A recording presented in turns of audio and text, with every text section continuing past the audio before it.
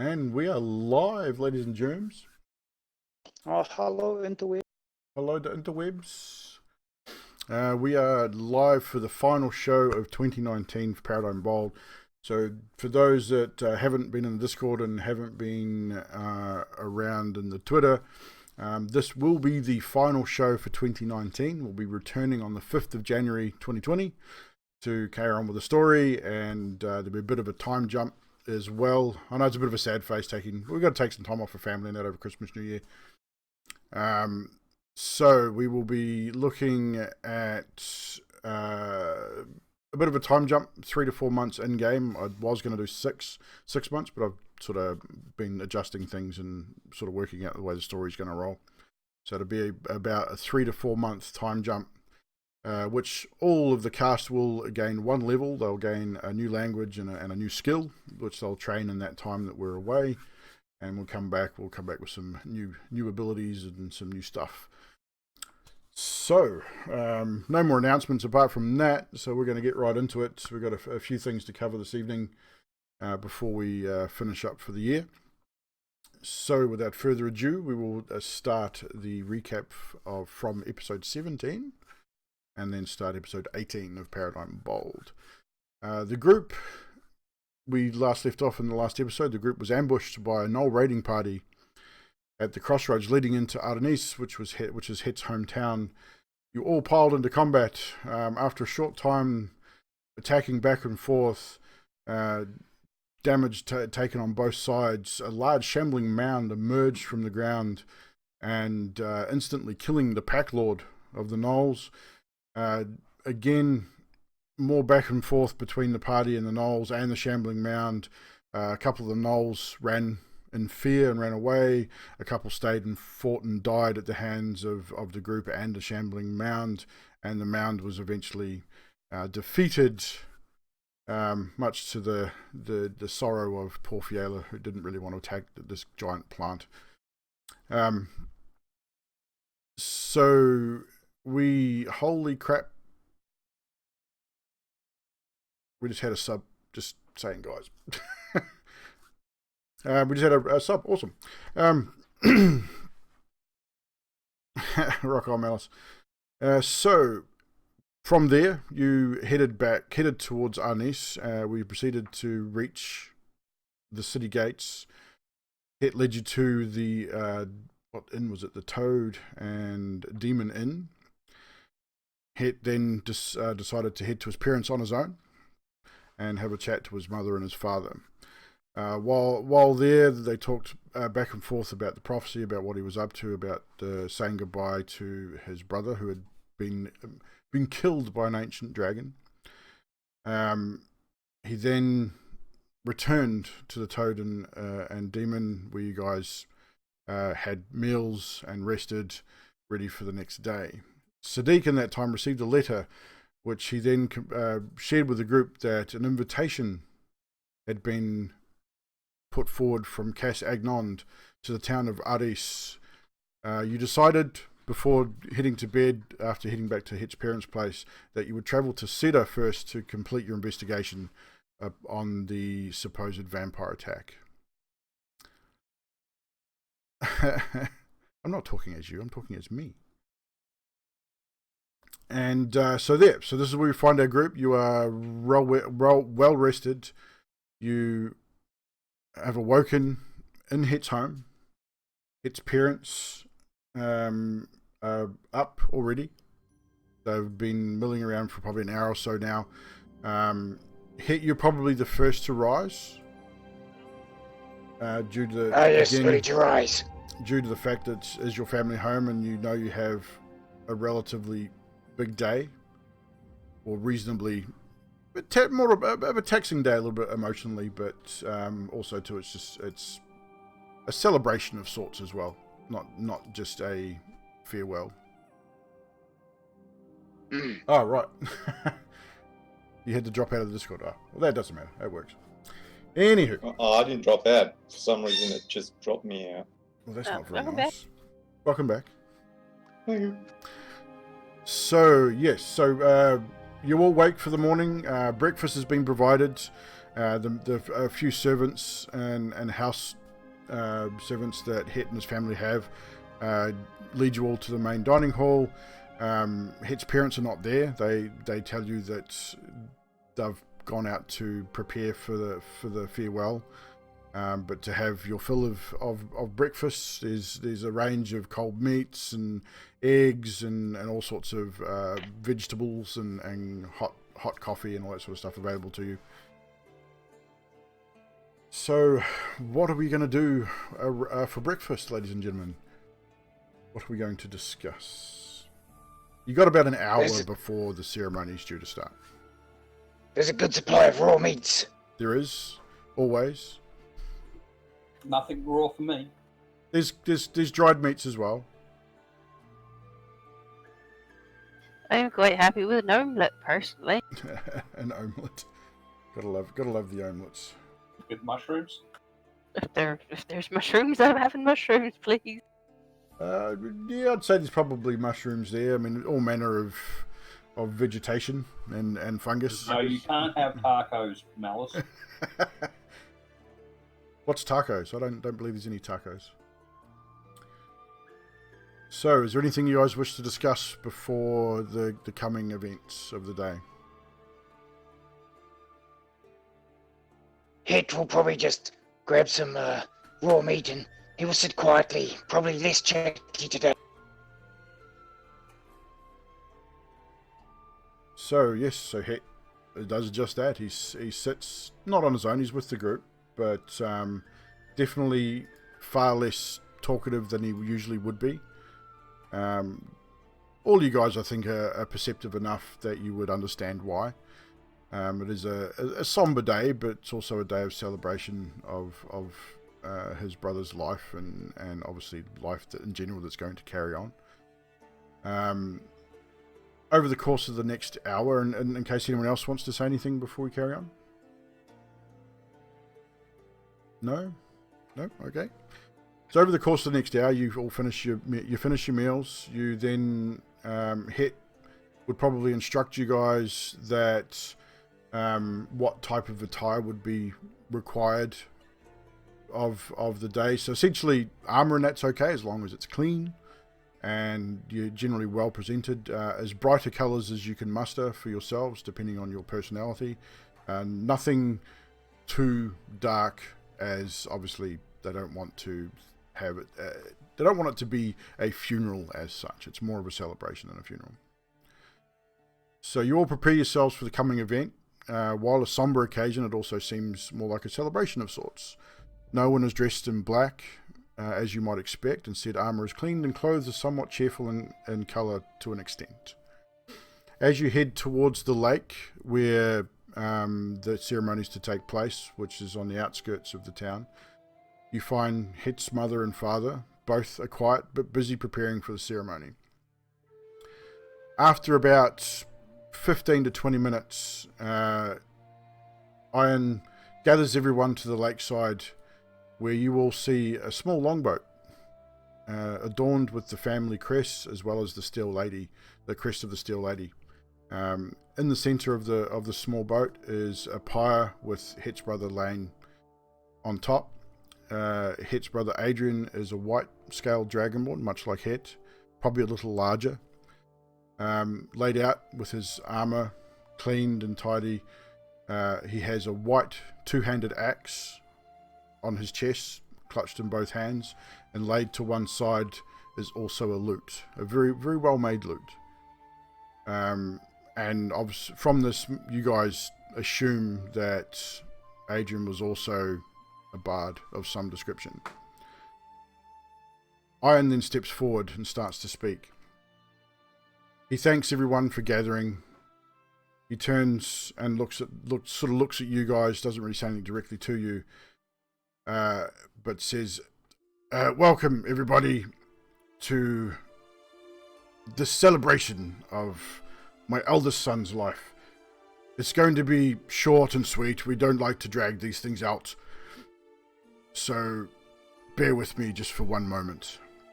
He then starts to cite a ancestral poem of sorts. Lo there do I see my father. Lo there do I see my mother, my sisters, and my brothers. Lo there do I see the line of my people, back to the beginning. Lo, they do call to me. They bid me take my place among them. Into the halls of the Still Lady, where the brave may live forever. And then he bows his head for a moment. He then turns and approaches you, Hett, and places his hand on your shoulder and just says to you quietly, "It is time. Send your brother to the afterlife." And with this, you know what needs to be done. You take the bow and the quiver from your father. He hands it to you. It's a family bow. Thank you, sir. He then steps to one side and allows you to do what needs to be done. All right. Hett aims with his best ability. I take it I'm rolling for this. Essentially, what first before that happens, I forgot one thing. Sorry, guys. The longboat has been set adrift, so it's now drifting out into the center of the lake. You will be rolling for this, but you'll be rolling with advantage because all the brothers have been practicing for this very occasion. It's part of family tradition and family history. So yes, you will be rolling a dexterity check. You'll add your proficiency modifier because you have been training. So roll it with advantage and roll your dex and add your proficiency to it. I rolled well anyway. 23. 23. You all stand and watch as Hett pulls the bow out in front of him initially, nocks the arrow, lights the arrow, draws the bow right back to his cheek and then lifts it into the air, up high, and waits a few seconds and then fires the bow. You see the arrow fly in a large arc straight out over the water, and as it arcs and curves down and lands perfectly right into the side of the pyre there, catching the tinder, which it's all very dry. It's been coated in oil and that as well, so it catches very quickly, and the flames spread, engulfing the pyre, engulfing Adrian's body, and within a few moments, a blaze probably 15-20 feet tall, and black smoke drifting into the distance as eventually after probably 10, maybe 15 minutes, the boat starts to break up and eventually sink into the depths. Everyone sort of remains at the lakeside until the last of the flame is extinguished by the lake, and that's pretty much the extent of this ceremony. Hett then, your father then turns to the crowd that's there. These people from the town. There's obviously you guys, and bows deeply and thanks everyone for attending. He then approaches you again, Hett, and approaches you with the group. So I'm assuming you've sort of stepped back with the group at this point. Correct. Excuse me, Hett. Well done, my son. First shot. I'm so proud. But I need you to please join me, all of you, in my study as soon as possible. We have some things to discuss. And he quickly then, without saying anything else, turns and heads back towards the house. So, do you guys want to discuss anything here, or do you want to just go straight to the house? Pretty much up to you. I'd rather just go straight to the house. I'm just wondering what he has to say. Hett just says, "Please hold a minute." And he takes his lute out and he walks to the edge of the waterside. And he plays about 30 seconds of a low, somber number, which you hear him utter the words, "Hallowed be thy name." And then when he's done, he comes back to the group and sort of leads them back to the house. Right. So, as the group, you head back to the house, back to Hett's home, where you stayed for the evening. So you pretty much know where it is. But Hett was leading the group. He leads you to his father's study. You get to the door. I'm assuming you knock as a gesture of respect, as you would normally do. Definitely knock on their study door. Iron says, "Please enter." and you guys all pile in. As you sort of enter into the room, what you guys see, I mean, you saw his study when you got there the day before. It was had a few scrolls and stuff out over his desk. Now it's worse. There's scrolls and books scattered everywhere in the room, on the floor, on his desk. There's some sort of half open on the sideboard, and which is unusual. You've never really seen your father's study in this much disarray. He's always very organized, very tidy, and very particular about such things. He seems Hett leans over to quite Namaris and disheveled says, as well. Hett leans over to Namaris and says, I think he's losing his marbles. I look at Hett and I'm like, don't worry, my dad gets like this when he's a bit stressed. Hett nods. Carry on, sorry, DM. Yeah, you're right, you're good. He then proceeds to, he sort of calls you over close to the desk.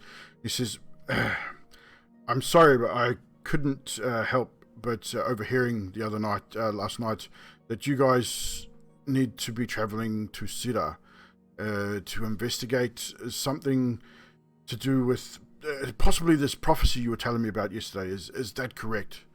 And he sort of looks to all you guys Yes, for I an believe answer. so. Well, Correct me. I have some information for you. Hett, your great-grandfather, I believe, was instrumental in stopping this prophecy once before. And I've been racking my brain and, as you can see, searching through the family histories to find as much information as I can for you to help you in your quest. I believe I have found probably the most information I can give you. He then refers, you hear him refer, while he's muttering, he refers to a Kosus, Kosuss, for those who want to write it down. He says, also to, just one moment, and he goes through his notes, and he finds this particular passage, which I'll read to you. Here it is, he says. Kosus the Insane is supposedly an ancient red dragon banished and bound to the 9 hells to prevent the fulfilling of this prophecy many years ago. And as I said, Hett, your great-great-great-grandfather was a part of this council of sorts, I believe. It is said that he had a lair in Aris, and his hoard may still be there, possibly beneath the city streets. I'm not 100% sure, it's just what it says in this. The Paradym guilds came together and formed this council with this fiend, and it was terrible. They needed to defeat Asmodeus and his champion, as well as this dragon. It was approximately 400 or so years ago, around the time of the last Dragon War. Kosus was stronger than the council first thought. They devised a plan to banish him and then bind him to the hells so that he could not return to the material plane and reopen the rift from this side. Unbeknown to the council, however, who has long since disbanded, I'm afraid, I believe only a few members are even still alive today, mainly elves and dwarves. He, with the aid of Asmodeus the Cruel, as you probably know, is one of the gods from the 9 hells, he has grown stronger and yet more determined to break these bonds that tie him to the hells and reopen the portal, and has vowed to raise Valon to the ground, to seek his revenge upon all of the humanoid races that bound him in the first place. He struck a deal with Asmodeus, who will send a champion once again to aid Kosus. This champion is written to be a fallen angel of sorts, someone who is good and then is turned and stripped from this goodness and turned to something much more dark. No one knows who this champion might be or who it was last time. The champion is changed somewhat from its original form. But if Kosis the Insane and Asmodeus succeed in the destruction of Vallond, that massive blood sacrifice will destroy the bonds that hold Kosis to the Nine Hells and permanently open the rift between the planes, bringing about the end of times as we know it. He also goes on to tell you that there are tales of a white dragon by the name of Evldoa, which Yldry, champion of men, she was called. Once lover of Kosis, but after he became obsessed and insane over ruling Paradym and basically started becoming less stable, she fled to the north. She was hunted down and found by the council elders, and a deal was made that she would help bind Kosis to the Hells by retrieving some of Kosis's blood. She was wounded severely in this exchange and retreated back to the north. She then disappeared and not been seen since. Some say she left Paradym altogether, others say she has died, others still believe she resides in the frozen north as a recluse and maybe even in human form. He then hands this scroll to you, Het, which is an old family scroll. It's very, very fragile, but he gives it to you so that you can keep that information on hand. And Thank you. I will either send you a copy of that or keep track of it and post it for you at some stage. But I have Sweet. that information so that we can recall that at any time. He seems, after reading that through, he then turns to you and sort of looks around, opening a couple of drawers, and also hands you another scroll. It also, because obviously, as we've been told from the Arcanus here, that teleportation has been stopped, and obviously you need to get to Sira as quickly as possible. Take this scroll. This scroll will get you to where you need to go, and once your mission / investigation is done, it will return you to the guild house in Vallond. And you sort of open it up and you read through it, and it's indeed it's a double teleportation spell, but it's very specific. It will send you to the town square of Sira, and then on reading the second lot of activation runes, it will send you back to Vallond. Okay. Extreme accurate teleport. This is a very powerful spell. It is, but this is a very important mission that you have stumbled into, I believe, and I wish I was able to come with you, but I cannot. You may have noticed that I'm not myself. I hate to admit it, but I'm probably not long for this world. I am obviously not getting any younger, but all of my sons are now adventurers and are doing what I dreamed that they would always do. I may never have said it to you, Het, but I am proud of what you have become. As much as I hate that stupid loot, you are doing good things. And for the first time, he's ever really paid you a compliment, and is even in a such backhanded way. Het doesn't know how to take it, and he sort of does a sly. Well, you did use a good pun at the start of your sentence. You said grandfather was instrumental in the prophecy. Oh, I thought that might have been. Never mind. And Aaron, again gives that awkward sort of yes, well, and to the rest of you, Het says that he trusts you impeccably, and I give him my thanks for keeping him safe and bringing him home so that he may be with us on this day.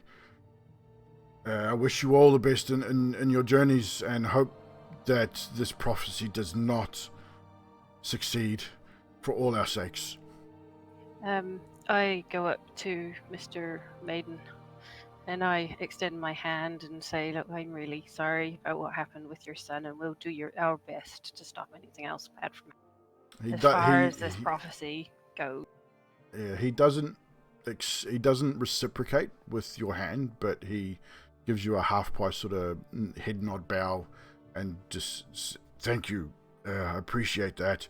And he then returns and sort of sits down at his desk. And even Hett, everyone sort of notices it, but you probably more so, Hett, that he is definitely looking very, very frail. Like he sat down like an old man would sit down, rather than the adventurer that you'd always remembered him to be, always strong and forceful. He is looking really old. One question before we leave, Father. Yes. What? Anything else that I can do? Just something simple and quick. You say that this beast, Kosis, had a lair and harness beneath the city streets. Is it pertinent that we go there first, or is it pertinent that we take the scroll to Sira first? From my readings, the lair below the streets of Nest would have been 400 years ago. I mean, it was a long time ago. It may still be there. It may have fallen into ruin since he was bound. But if you've been tasked by the guild or another faction to investigate Sira, my advice would be to go there first. It may have something to do with the prophecies. There is someone else on this plane that has been helping them, and it would have to be a powerful entity indeed to be able to breach the planes to allow such foul beings to enter into our world. So Okay. I would search there first. There has been stories of a powerful vampire that may be helping. I don't have as much current information as I would like, but hopefully the information I've given you will help you in your travels and in your investigations. Yes, that's good, Father. So Sira it is. Sadiq, I think that would make you quite happy if there's vampire incursion happening there. Well, Father, we shall go. Thank you. No, well, thank you all. And he sort of bows again and said, now leave me to my studies. I will send word if I can, if I find out any more information.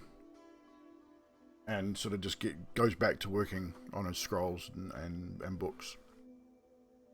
Hett sort of leads the way out, assuming the rest are going to follow him. No one else wants to say anything while they're there? I think everything's been said. Okie dokie. Right, so Hett leads you out back to the main foyer of the house. What are you guys going to do? I'm going to follow Hett. What time of day is it? It'd still be fairly early. The ceremony only probably took about half an hour, 45 minutes. So you'd probably still looking around maybe 10:30 in the morning.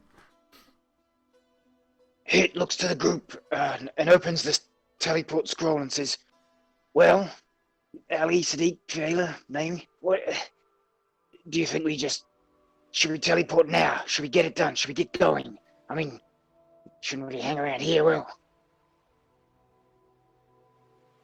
Are there any books or scrolls or information you need from your room to further study?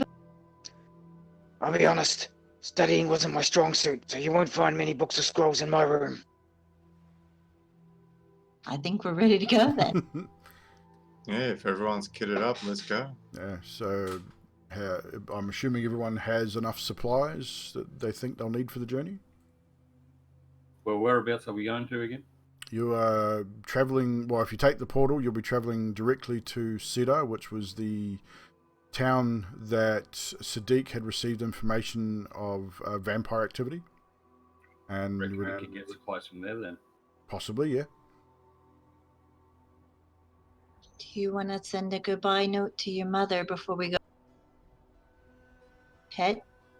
Hett didn't disclose to anyone, but he's already visited his mother before the ceremony this morning. And he was happy to, well, it was easier to say goodbye without being in front of everyone, if you know what he means. Perfectly. Gotcha. Perfectly. That's alright, we get you.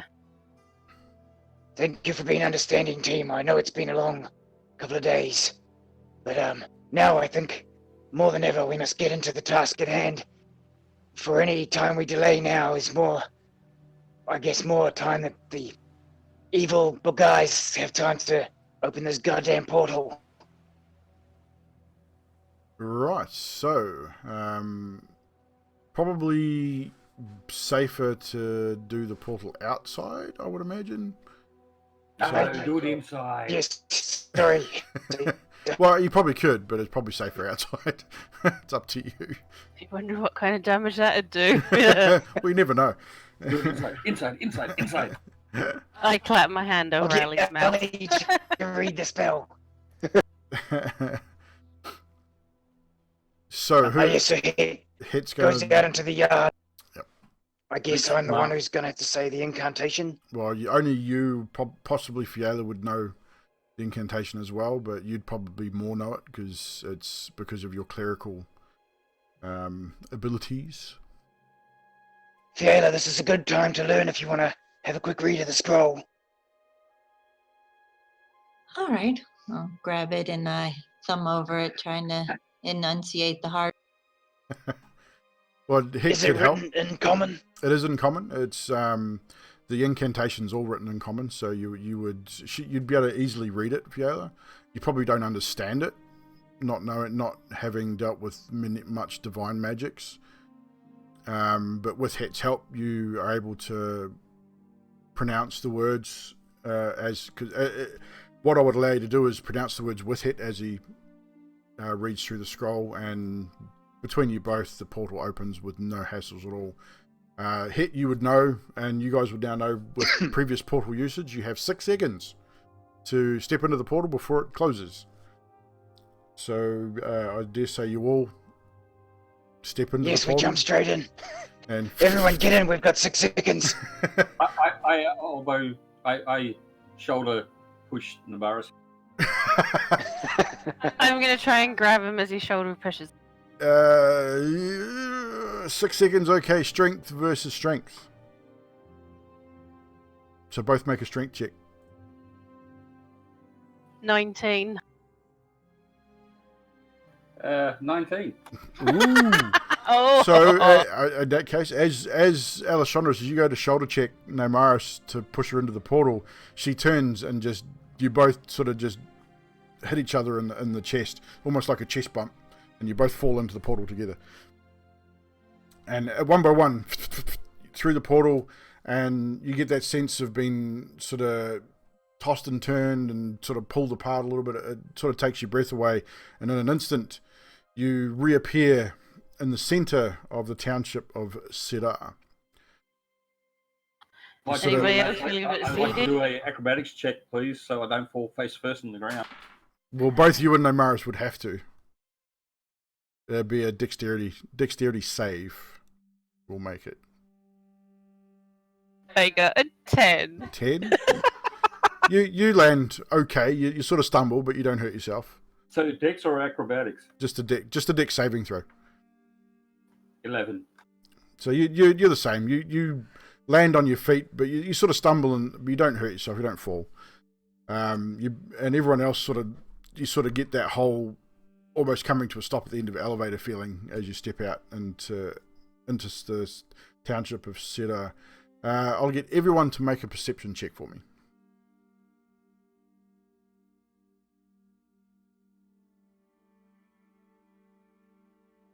16.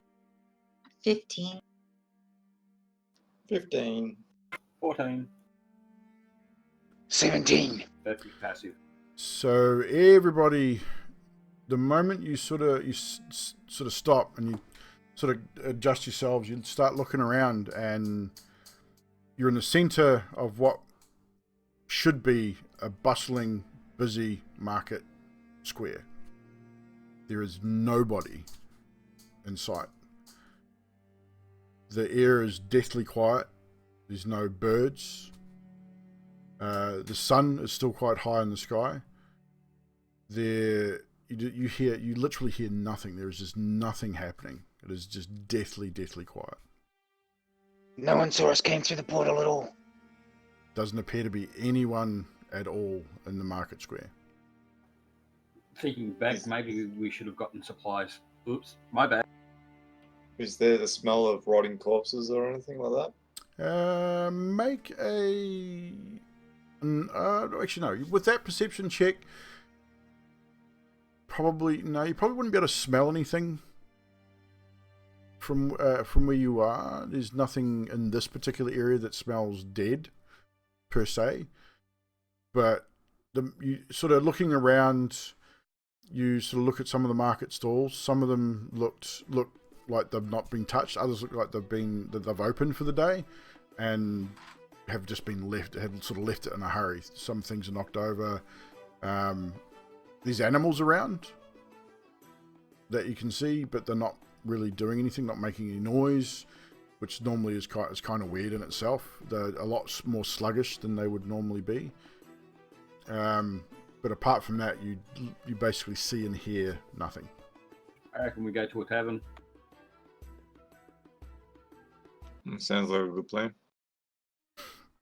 So, have any of you been to Sira before? I don't believe anyone has. We don't think so.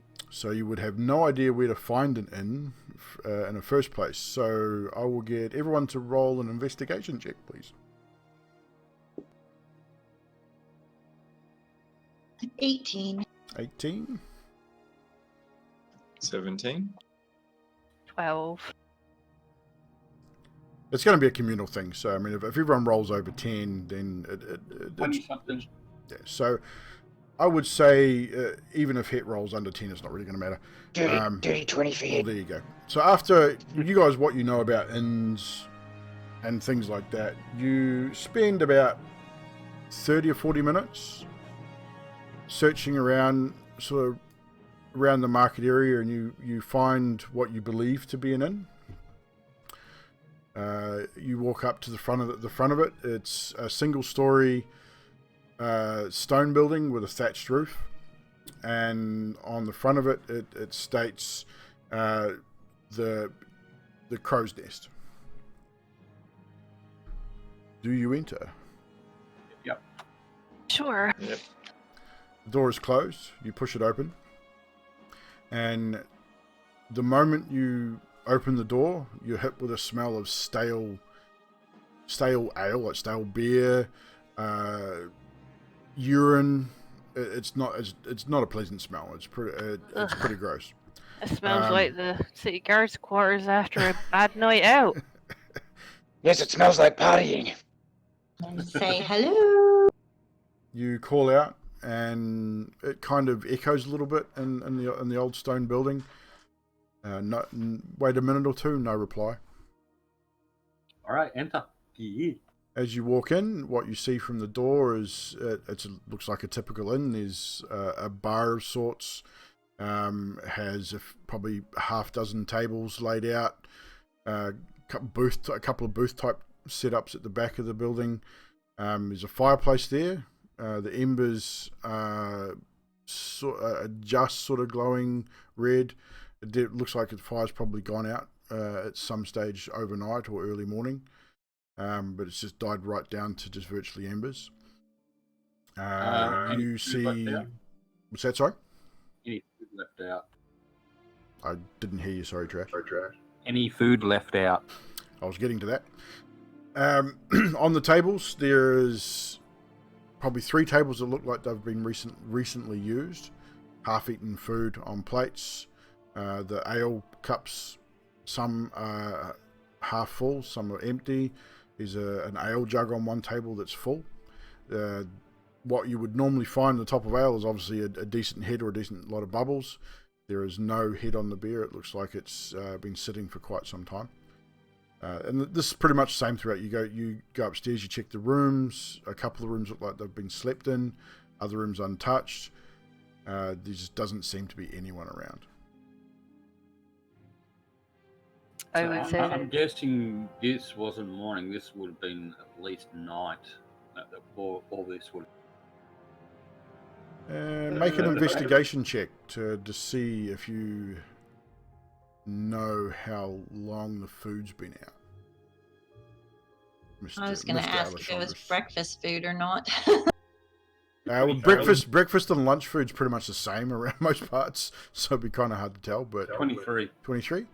Yeah, you've been around enough stale food to know that it's probably been out for several hours, so quite possibly the night before.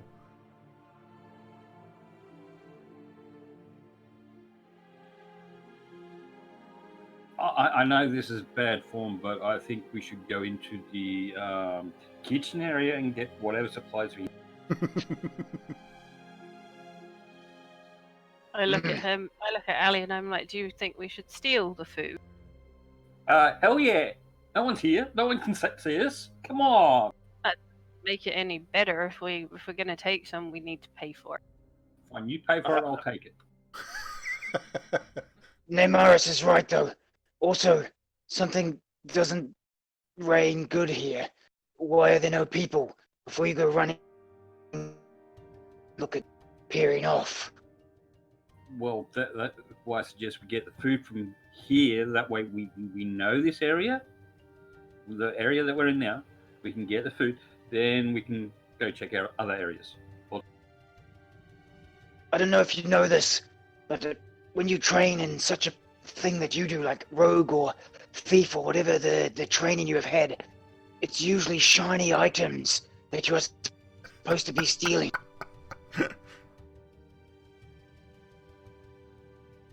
There's possibly something in the kitchen. No?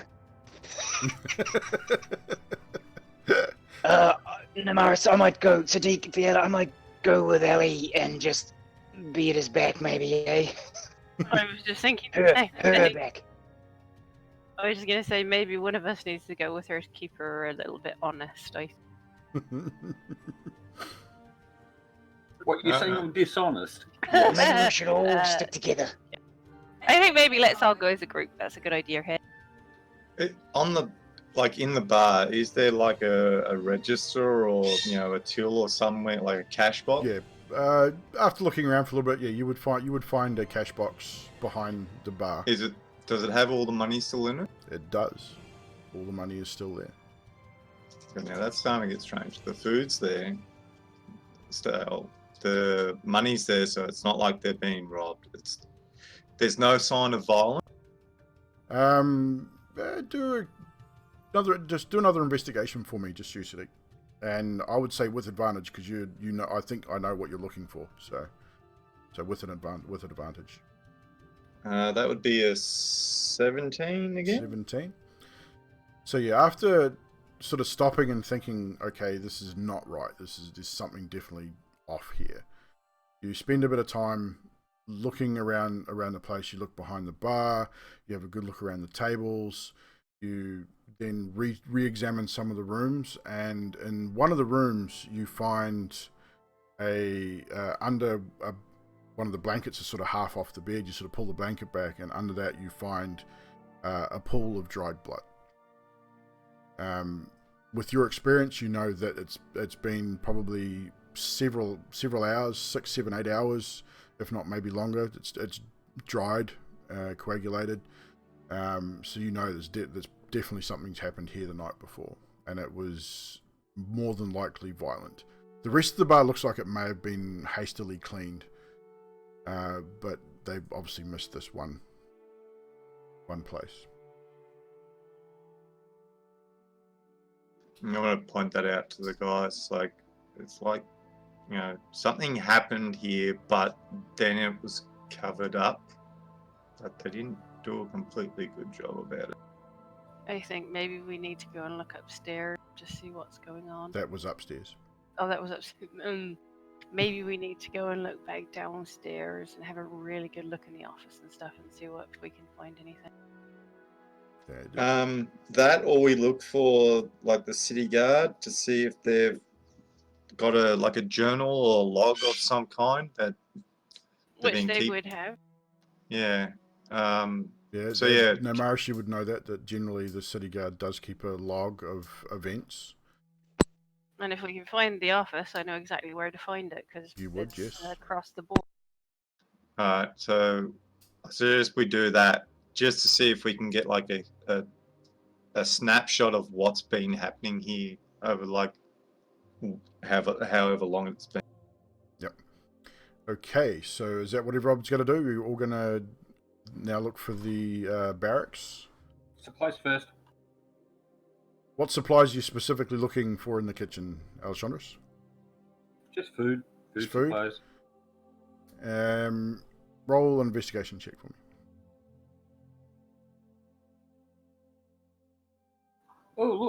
moldy bread. What'd you roll? Okay, I'll take the passive on that and do 14. 14. So your passive investigation 14. You spend a bit of time looking around, and you do find stale bread. You find some fruit that's probably just about ready to turn. Obviously, there's plenty of alcohol stored. There's wine bottles. There's ale barrel, things like that. No. Apart from that, you probably find at most about 2 days worth of rations and food. That's still probably edible. Everything that Ellie picks up that Hett sees, he just drops himself a coin or two down for. Okay, just make sure you mark that off. So I'm guessing I'm parting with about a gold or two. Well, 2 days worth of rations probably only going to run you maybe 50 silver at most. Okay. Yeah, it's not good food. It's just it'd be sufficient for about 2 days worth of rations.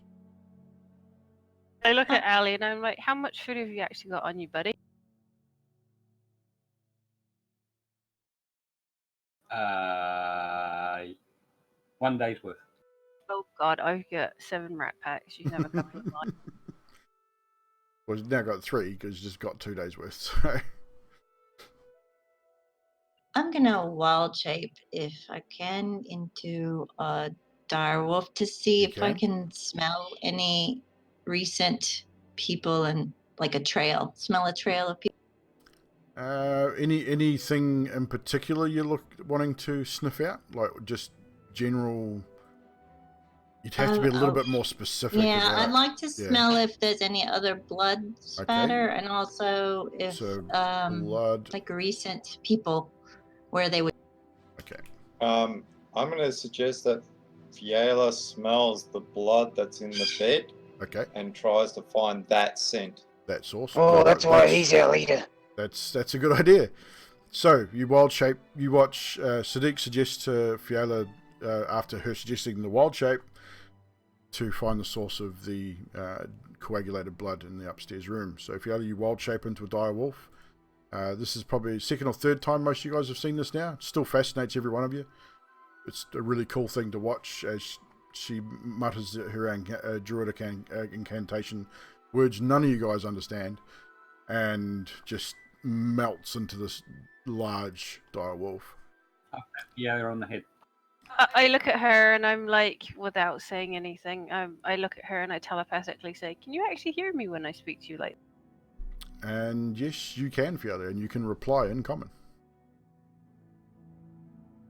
I can reply in my head, right? Yep. Yeah. Yeah, it would be all telepathic, but you reply to her in common as she just spoke to you. So I cock my head to the side, like crooked cocked with the head, and say, "What?"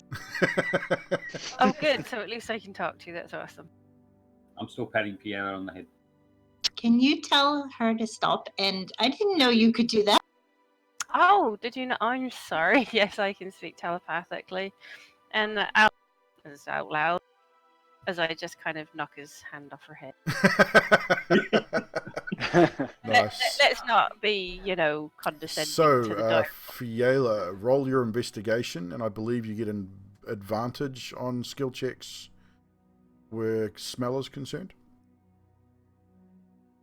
That would be a nat 20. Nat 20. Woo!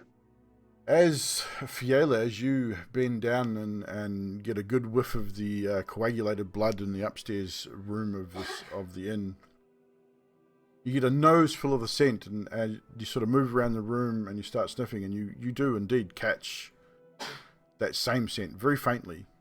You follow it down the stairs, follow it out through the main part of the inn. It leads to the front door, and you follow it out into the street. You then does everyone else following Fiala as she's doing this? Mm-hmm. Hell yeah. So as Fiala, the large wolf, is snuffling at the ground and moving forward, she's not moving quickly, not quick enough so you guys can keep pace. She follows the scent for out into the main sort of street by the inn, goes down probably 100 feet down that particular road, and then turns to a right down a small alley, and then comes to a small well in a back alley, and almost like a slums area of this town. And there's a small well there. You lose the scent at the well. You sort of sniff all around. You sniff all around the well, and it stops in that particular area. I'm gonna look at Namaris and think, speak. It kind of ends right here. I can't smell anything past. I relay that to the group. Okay, so as Namaris relays that information, you guys, what are you guys going to do? You're going to investigate the well, maybe? Hett is just watching their ears at the moment. So what is everyone doing? Hett's watching the rear, watching in case you're getting snucked up on. Yes. I'll get you to make a perception check, Hett, while we're doing that too. Just while I'm thinking about it. 13. 13, no worries. I'll take a note of that. What is everyone else doing? I'm gonna light a torch and let it go down the well. Go down the well. Okay, Sadiq, you light your torch. You hold it over the well and you drop it. Oh shit, confined space. You wait a moment. You watch it as it drops, and the light you watch that sort of ring of light as it sort of floats down, and a minute, 2 minutes, and then you hear it hit solid ground. There is no water in this well. I look at him and say, would you like to chase that with some holy water? No, not yet. Is there some way of sealing the well? You look. Have a look around. Investigation check for me. 19. 19. You look around and you actually find the well cover. There is a cover for this well. Off to the left, leaning up against the back of one of the buildings there, you find a large round wooden, like slatted wood that's got a couple of crossbars over it, which you assume by the shape of it was probably designed to cover the well during heavy rainstorms and things like that, and to stop things from falling in the well, obviously. Is there like a rope or something attached to it? There is a rope attached to it. You cannot see the bottom of it. It's like typical oldie time wells. You got your wooden braces up the side. It's got its steel crank on the top, which literally winds the rope and bucket up as you wind it up and down. The bucket, you would assume, because the rope's down in the well as well, is at the bottom.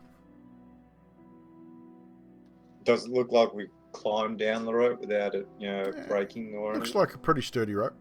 I recommend we bring the bucket up, see if anything's in the bucket. Okay, we'll do that. That sounds like a good idea.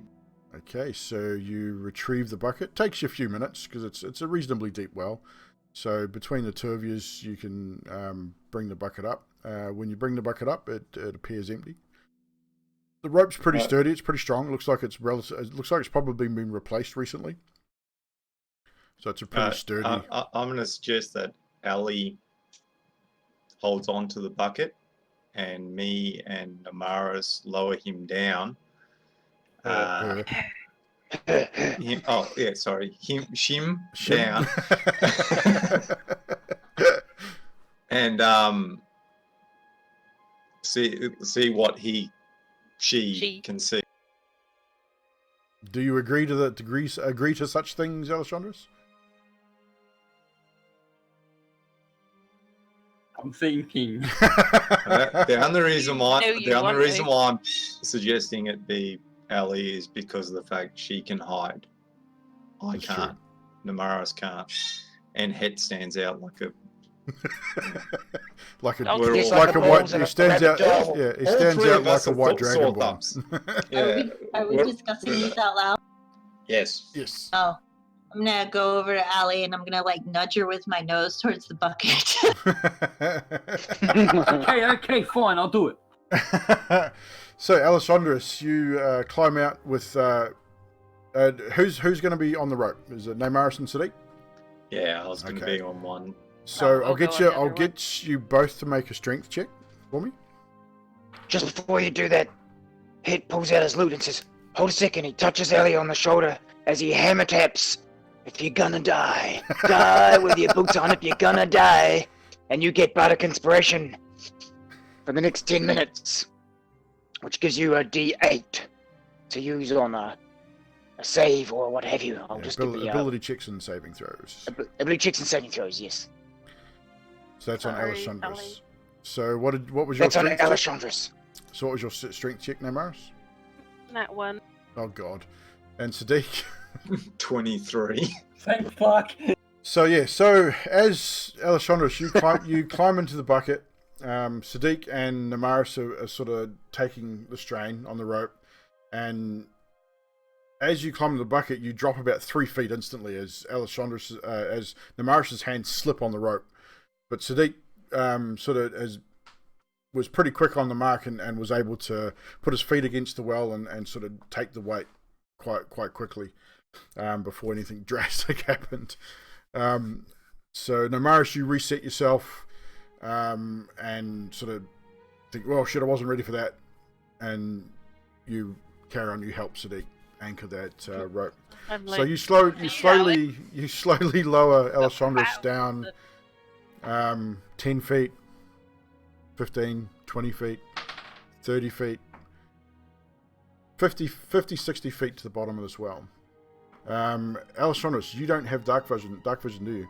I got the goggles. But you got your goggles on? Awesome. So as it's pitch black down there, there's no light apart from the light at the top of the well, so you can't really see a lot. With your goggles, you do... There's a torch down there. There is a torch burning at the bottom, so you've got the ring of light at the bottom there. When you reach the bottom, you can pick the torch up. You are able to stand up, and as you sort of turn and look at the base of the well, you notice a hole in one side, big enough to stand up in. It's a big enough to walk through, and there's a cave of sorts, or it looks like it's been dug out recently, probably in the last week, 10 days. big enough to walk through for what size person? You're not there, so you can't see. And Oh. Alessandros is too far down to communicate with you guys right now. The area big enough to accompany all this. You're breaking up, Trash. You need to put your microphone closer. Is the area that I'm in big enough for all this to be down? The radius, or the whole diameter of the well is probably about 25 feet. So it's quite a big well. No, probably not that. Probably 15 feet across. So it's not huge. I would say you probably all wouldn't fit standing shoulder to shoulder. We'd probably get, if one or two people went into the tunnel, then the rest would be able to follow without too many hassles. All right, But probably big enough for 2 or 3 people to stand at the bottom of the well comfortably. All right, I'll do a investigation check, just an immediate area. Okay, so do you want to sort of take a half a step into the tunnel to have a look in there as well, or just in the immediate well area? And half a step into that area too. So roll your investigation.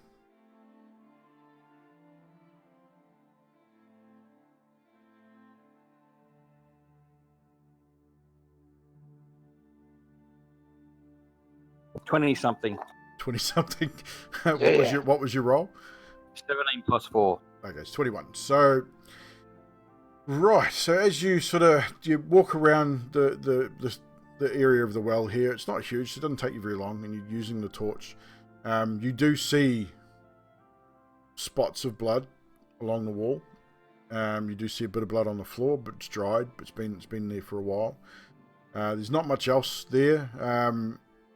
You take sort of half a step, 2 steps into the tunnel, and you can see about 20-25 feet down the tunnel, and you can sort of see it starts to curve off to the right somewhat. That's pretty much about it. There's not too much giving away. Nothing really that stands out apart from the few blood spots that you found. All right, go back to the bucket, tug on the rope, or I'm not going to yell out. Yeah, tug on the rope so I can be pulled back up and explain everything what I saw. So you retrieve the rope with Aleshondras in the bucket. Takes you about 10-15 minutes to haul it back up, even with two of you. It's not, you don't want to do it too quickly, it's slow going. And she relays the information that there was definitely indeed blood at the base of the well, although very little and probably quite old. She also tells you about the tunnel that she found.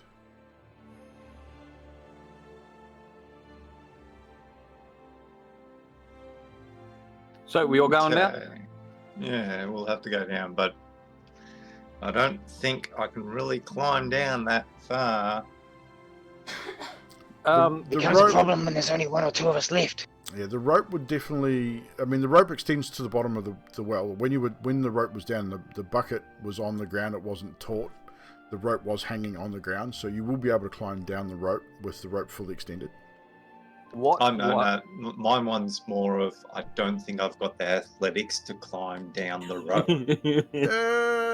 Well, it could be. We could probably do. Athletics, strength based. I would probably allow dexterity or strength, because I mean, essentially, to climb down a rope slowly, it'd be more strength to make sure you can hold on to the rope more than athletics or dexterity. To me, it's not like you're swinging across a chasm with a rope or trying to sort of run across the top of a rope. You're literally hanging onto the rope and lowering yourself down. So I would say that's more of a strength based check than anything else. Right, I'm going to pick Ellie up by the scruff of the neck, put her back on the rope and say, you're going down first. No, I got a better idea. I'm not that strong, but I can help with the rope. Then I can jump down. True. I let out a distressed whine and look at everyone. I chuck one of them on my back, just so you know. Hang on. And Fiona, puppy, you could turn into a spider and just carry us all down. Is that not a simpler? Giant spider only can. Too big for the hole. No, giant spider would probably go down, but wouldn't be able to carry anyone because it would still be too big. Giant spider's only able to carry gnome, halfling, dwarf, maybe. Dwarf at most. I'm the size of two dwarves. Idea. Hash it out. Spider. Let's hear it. Spider web at the bottom of the well. Interesting. Bouncy trampoline. Interesting. Or a series of webs that we use to slow us down, like using it like a steps type thing, going down. Yeah, it's possible. I would definitely allow it. I'd have to come up with a check for the webbing, but I would definitely allow it. What do you think, Fiala? Do you think you can do it? So I'm looking at them, wagging my tail at each of them, and then I'm going to wild shape into a spider. And Fiala wild shapes into what spider can you shape into? Is it the giant wolf spider or just the giant spider? I can do giant wolf spider. Yeah, that'll do the trick. So what I would do is for you to make almost like a series of webbed, almost like hammocks, in say 10 foot intervals, sort of spiraling down the inside of the well. I will ask you to roll a performance check with advantage and add your proficiency modifier. All right. Because being a spider, you're definitely going to be proficient at it. So I got a 14 plus 2, that's 16. And then add your proficiency modifier as well. 18. 18. So you guys watch as this giant spider climbs over the edge of the well and then starts going down, spiraling down the well. And as she spirals down, she leaves almost like a step of webbing.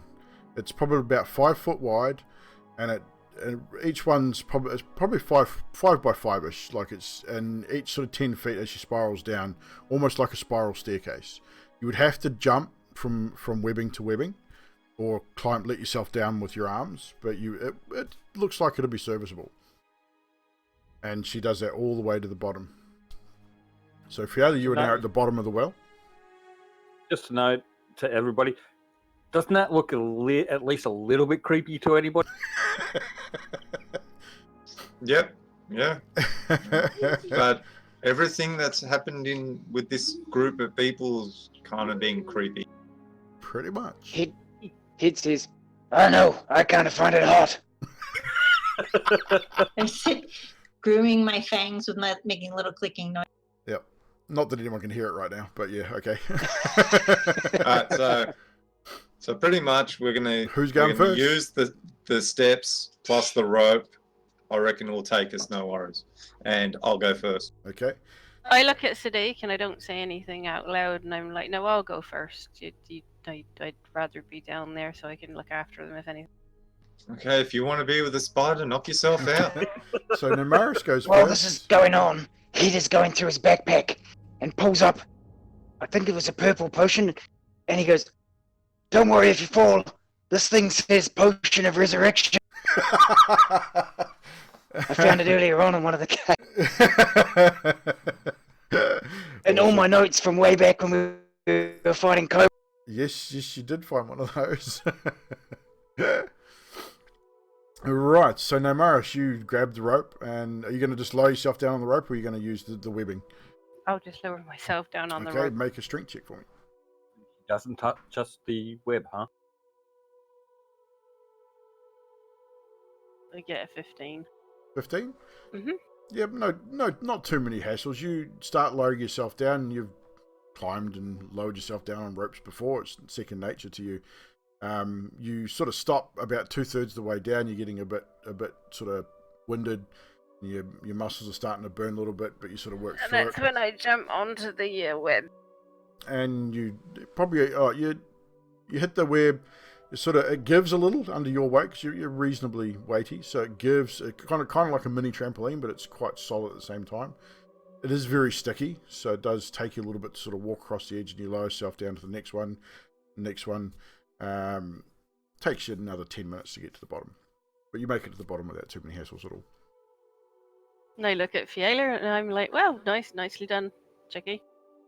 Who's next?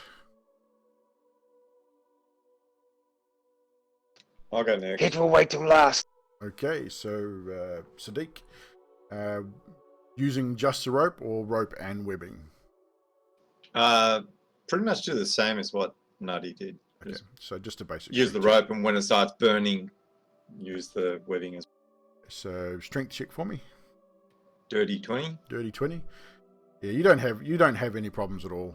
You've probably spent enough time climbing ropes and training and swinging heavy swords that you're pretty strong.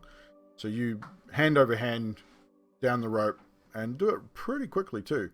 And it's probably not until you're probably 10 feet from the bottom that you start feeling that burn in your forearms and in your hands. Sort of hand yourself off to the sort of the lowest bit of webbing and then down to the next piece and onto the ground. Who's next? Alessandros, I believe, was after. So jumping. You're just going to jump? Yep. Dexterity check for me. Actually, make an acrobatics. You're going to do it like fancy, or you're just going to jump in? No, we'll do a fancy. Why not? Do a fancy flip? Okay, acrobatics. I thought Ali was already at the bottom of the thing. No, she came back up. Oh, right.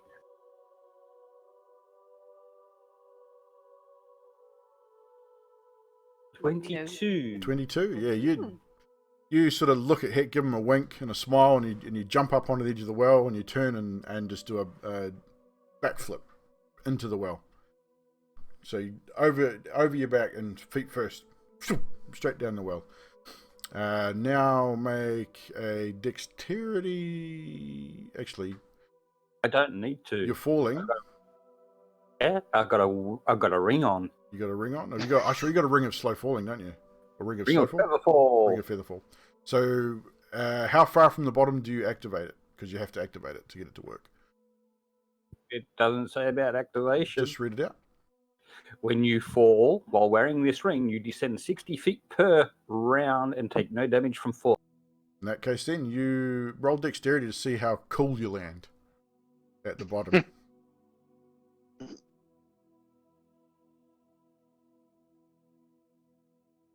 To see how cool you make it for everyone else. Just while he's doing that, 15. she's doing that. 15. Pretty much a superhero landing.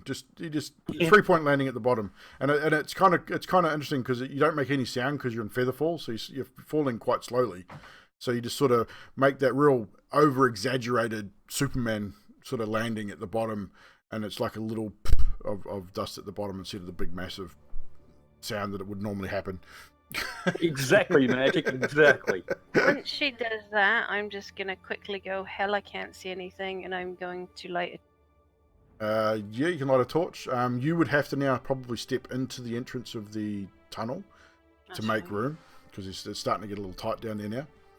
So at least 2 of you are going to have to sort of step into the tunnel entrance, which widens out enough for probably 2 people to stand side by side. So Het, you're last. How are you descending into the well, sir? Het leans over the hole and yells at the top of his lungs, "You'd all better fucking move, cause I'm heavy if I hit the ground." Oh, don't worry, I'll catch you. Then he, the potion of resurrection in his hand, and he's going to. I mean, Fiala made the steps. Yeah. He's going to run step to step to step to step to step. You're going to run the steps? Okay, dexterity. Actually, no, athletics, acrobatics. No, bugger, athletics. To see how well you run the steps. Uh-oh. Oh, 4. 4? Oh, shit.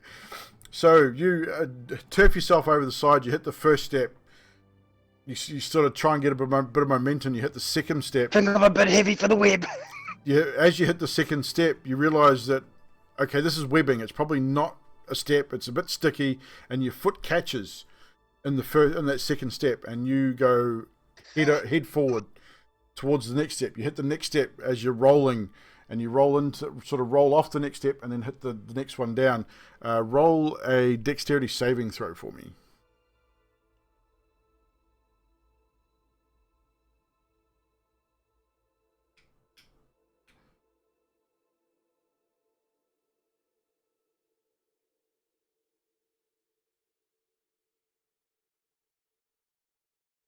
I think it's dead.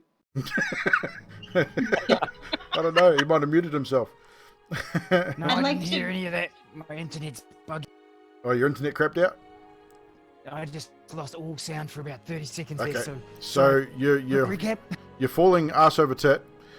So you need to make a dexterity saving throw for me. Yeah, save. Oh, I'm good at these. 15. That's actually not so bad. 15, that's not so bad. You slam into the side of the well, and you take 2 points of bludgeoning damage as you slam into the side of the well, but you land on the next lot of webbing Even worse. and sort of stop there, sort of sprawled out, sort of half on the webbing, half off, sort of teetering, sort of there. You're still only about 10 or 15 down from the top, so you still got a bit to go. What do? You're sort of balancing there at the moment. The rope's within reach in the center of the well, by the way. My strength on your table on the Discord on the main screen is wrong. It's meant to be 11, which 11? means I have Is plus 0, so it's not going to be good no matter what. It's your strength. It's supposed to be 10, is it? No, he said it's 11. Can I 11, get okay. ready to kind of make a little fireman's trampoline to catch him in case? You can. I was just gonna say, can I step out and try and catch him? No, you get Do Do the web squashed, ID though. first. I think Fiala's idea is very good. Head just lets out a sigh and rolls off the lid. You're breaking up there, dude. Please repeat.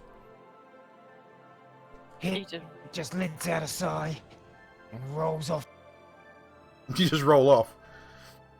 Yeah. Okay. Whew. Yeah. He's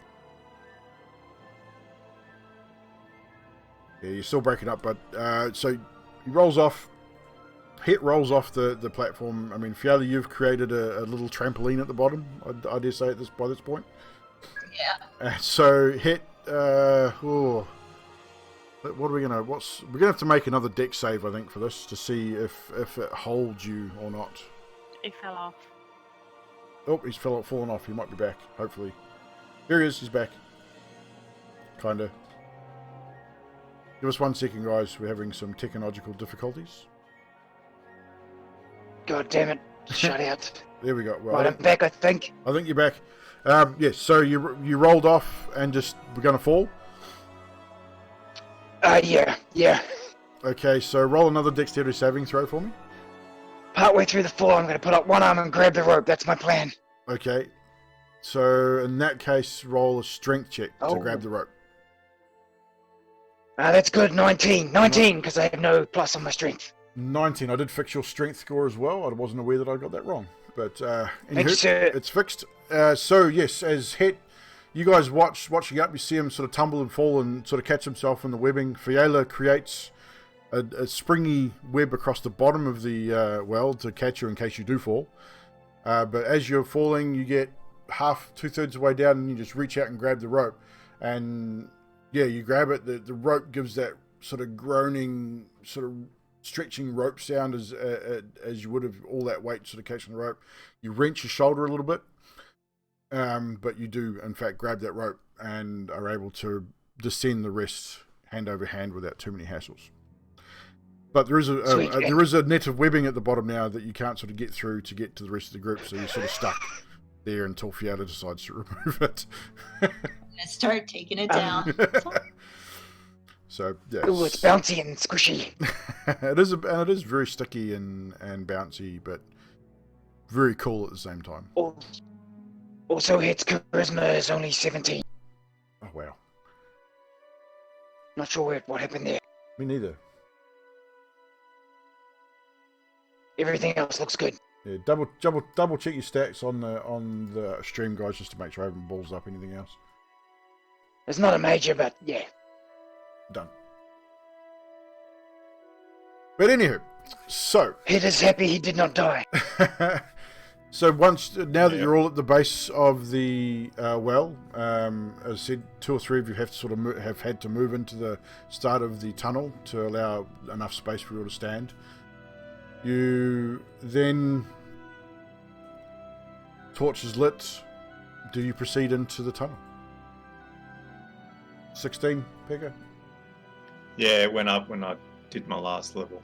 So that's your wisdom, sweet. Yeah. I'm gonna take the lead because I don't actually need a torch. I've got dark vision of 60 feet. I'll bring up the rear, seeing I do have dark vision and I can see behind it. So wisdom. Hett will be was second to last. 16, you said. Done.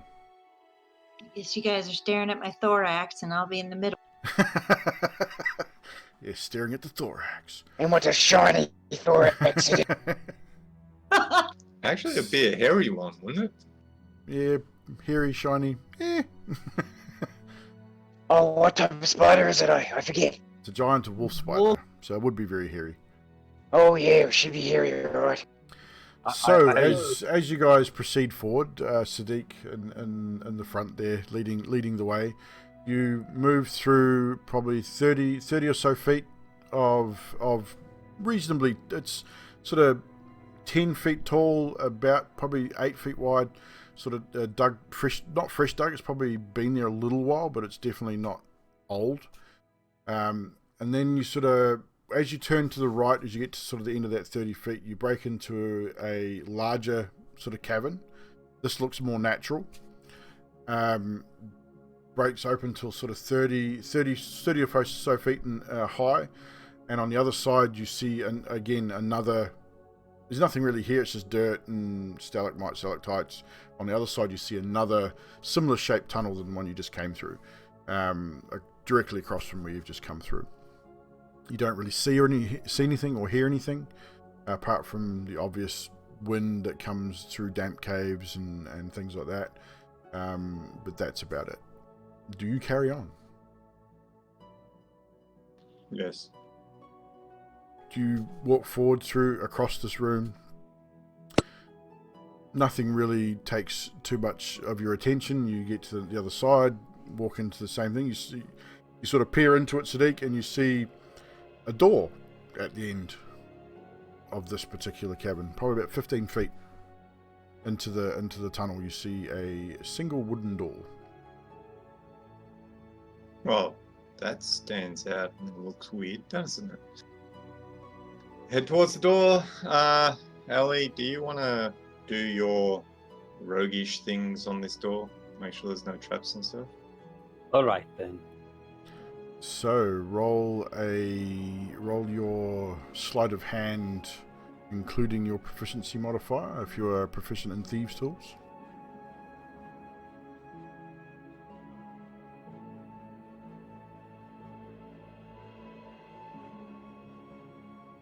$19, whatever thieves' tools gives me. You just add your proficiency modifier, which is at the top of your page. So I think it's a +3. So yep. So 20 something. 22. So with a 22, you check that. What are you checking the door for? Traps, or are you just unlocking it? So traps. Traps. So as you sort of look over the door and you run your hand around the door frame and you're sort of looking around the lock and you look underneath around the area, you don't see any traps at all. No speakers are on.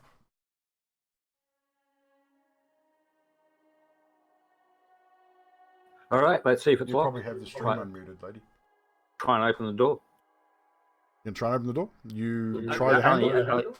Only a slight open, not fully. Okay, so you try the handle just to see if it's unlocked, and it's not locked.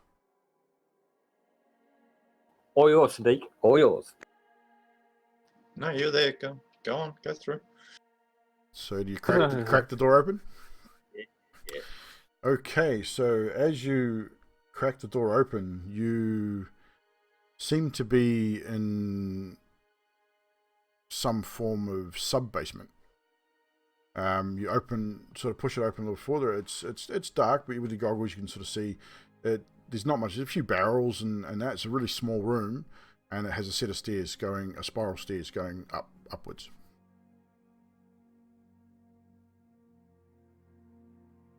I'll let the others know that there's spiral staircase going up.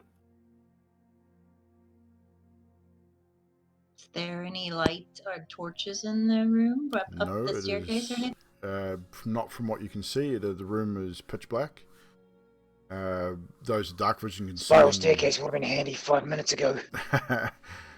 You guys, all you can see is the base of the spiral staircase. There's no torchlight on the staircase at all either. So I can't see any torches along the walls or anything. Negative. It's just it's a very dark. It just looks like a storage room. Would you? Oh, you're breaking up again, Baz.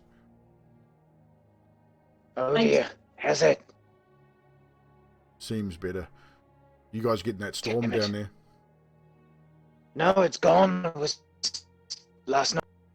Yeah, we had it today. So what are you yes, doing? would you guys want me to cast light? Someone had a torch going, didn't they? Or did you put the torch had a out? torch. Yeah, Namaris has got a torch, and I don't need it because of dark vision. And Okay. I have I mean, if you'll step blind into the room, you'll be able to see. It's just a storage room. There's Right, nothing in it. There's a few, like I say, a couple of barrels. There's a few crates. Looks like a few old tools. Some old candlesticks, like the sort of large style candlestick holders. Nothing. It looks almost like bits and pieces that you'd probably find in a temple. Like there's some items there that look very sort of temple-ish. Like it's one of those swingy incense fucking holders that the Catholics use. There's a couple of those sort of hung on the side of the wall, and bits like the things you'd find that would be either a part of a temple or a church or something like that. Head to the other door. I'm assuming there's another door. No door. It's just a spiral staircase. It goes go up the spiral staircase. Straight up. Who's going first? I'll go first. You go first.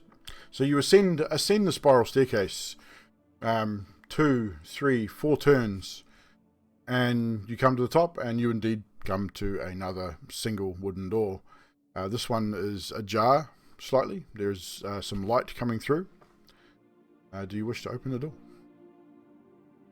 Yes. You push the door open enough to see through, and as the storage room kind of depicted, you are now standing to one side of a very open cathedral type temple. There you can see what you can see. If you look at your maps on the stream, no, not that one, wrong one, that one. When I do this right, that one. Give it a moment to show up, but that is pretty much what you see. You see an open room with pews, some of which have knocked over. The torches are all lit. The braziers are lit. There are bodies strewn across the floor. The body, what you can see, you have come in at the bottom right of this map.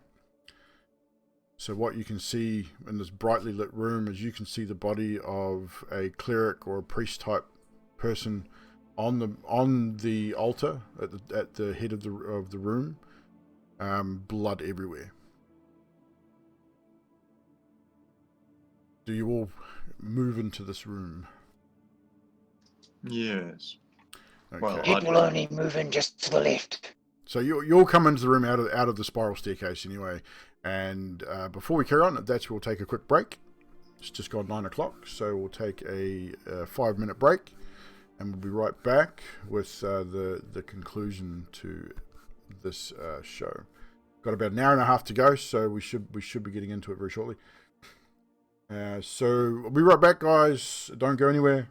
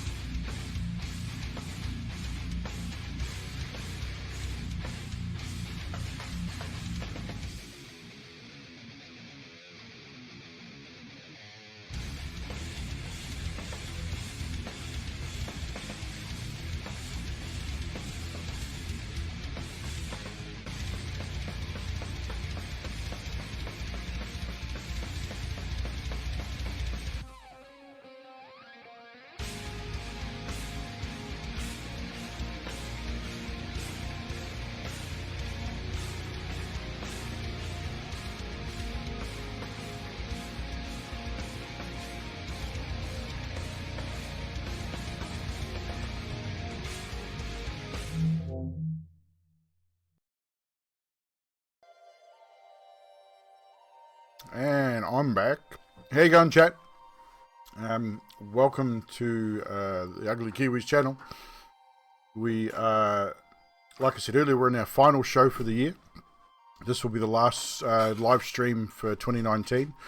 We're going to take 4 weeks off and come back on 5th of January, which will be the next D&D episode, which will be Sunday, 5th of January, New Zealand time. Then we'll be getting back into our gaming and that as well. I'm going to take a bit of a break, obviously, at Christmas, New Year, family stuff, and just be good to take a break for a while. But should be a bit of fun. Magic, cheers for coming along, buddy. Appreciate the support, my friend.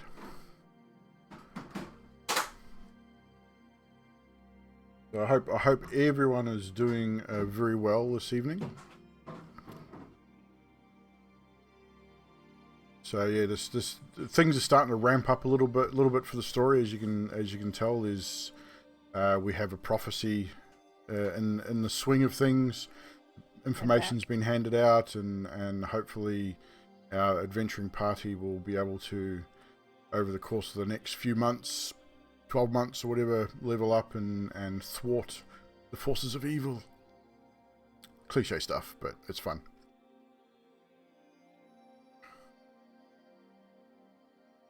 So we're going to change our music here for a second.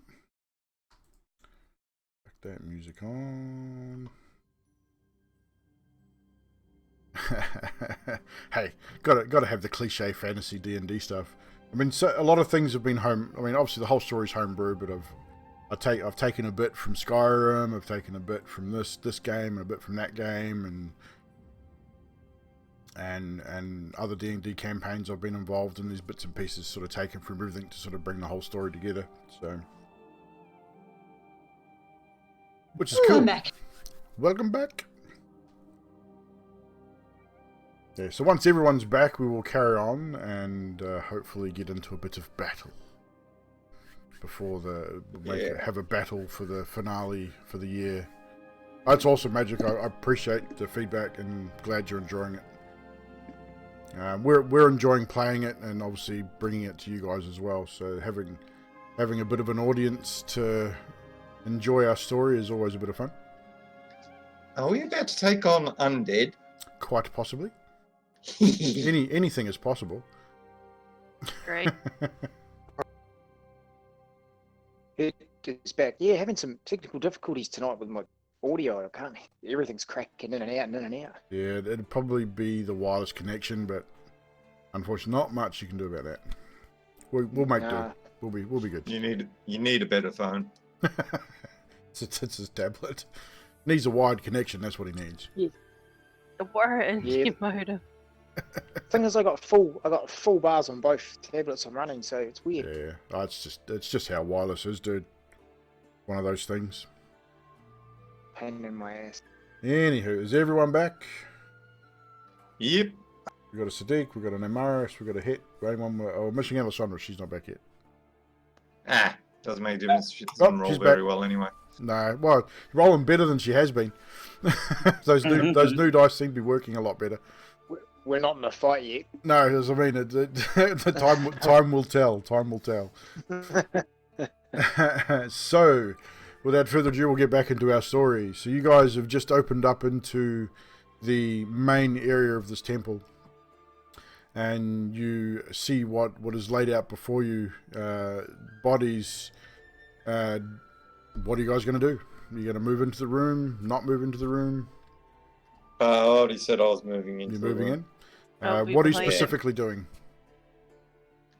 So where are we? You are in the bottom right of this map. So you're in about this area here, coming in from the spiral staircase. So the front doors are here, they are closed. There's torches all around and braziers, so the room is very well lit. So I take it they're up on the top half of it. We're coming in, and they're windows. Those are windows, yes. The top, those squares across the top are windows. You would probably be able to see again across to the far left. There is another stairwell leading down. So those big windows are all big stained glass windows, as you'd see in any church or temple of any kind of deity. Big stained glass windows, real tall. The height in here is probably 70-80 feet into a high arched ceilings with moldings and paintings and things. Everything you'd expect to see in a chapel of some description. Alright, I'm going to head over to, I'm assuming that's a woman laying near the pew. Yes. And I'm going to check, look at her body, see what killed her, pretty much. Try to work out what killed her. Okay, so roll a medicine check for me.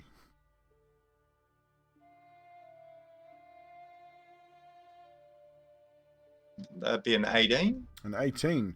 As you examine her body, the first thing you notice, or the first thing you would check for, being you, is you turn her head to one side, and indeed you find the puncture wounds indicative of a vampire attack. There is blood all over the floor. It's old. It's coagulated. She's very pale. She's very, very cold and very stiff. So you would determine that she's been here for quite some time, but she's been completely drained of all her blood, completely ensanguinated. Do you take the time to investigate the other bodies? Yeah, move on to the next one. And also call out to the guys saying, well, looks like the vampires have attacked here. So again, as you move through the bodies, the gentleman in the centre pews there, same thing. completely bled out, and as you move through each of the bodies, the only one that is different is the priest or the cleric that's sitting at the top of the altar there. His throat has been torn out. He's got bite marks and missing bits of flesh up his legs and upper torso, and the body again below him. Most of the top half of that body is missing. Lots and lots of blood, and it's all dried and it's all dried to the point where it started to go dark brown, you sort of determine it again. Probably 8 to 10 hours. By this time, with your investigations and moving through, you guys are probably heading into mid-afternoon, early evening by now. So I would imagine 4:30, 5 o'clock in the evening by this stage. The sun's still up. You can still see the sun through the stained glass windows, but you know that you've probably maybe got an hour and a half of daylight left. So what are we going to do, team? I recommend dispose of the bodies or do something with the bodies that aren't gonna make them come back and haunt us. Sadiq, roll a quick perception check for me too, please. 17. It's you're being who you are and knowing that this is definitely a vampire attack or an undead of some description. You sort of glance around the room and just as you normally would, just checking out sort of possible entries, exits, and you notice the blood splatter and footprints leading to the basement of this room, leading down the stairwell to the top end of this room, northern side of the room. All right, is there something that we can do to them to stop them from rising, but not without like setting them on fire? Chop the head off. You would probably roll a quick intelligence check for me, Sadiq, with advantage. Intelligence, so 15. Yeah, you would know that just again by examining the examination and with your medicine check as well. If they were going to turn, they would have done so already. The priest has not been killed by a vampire. You would assume quite possibly zombies or some other undead.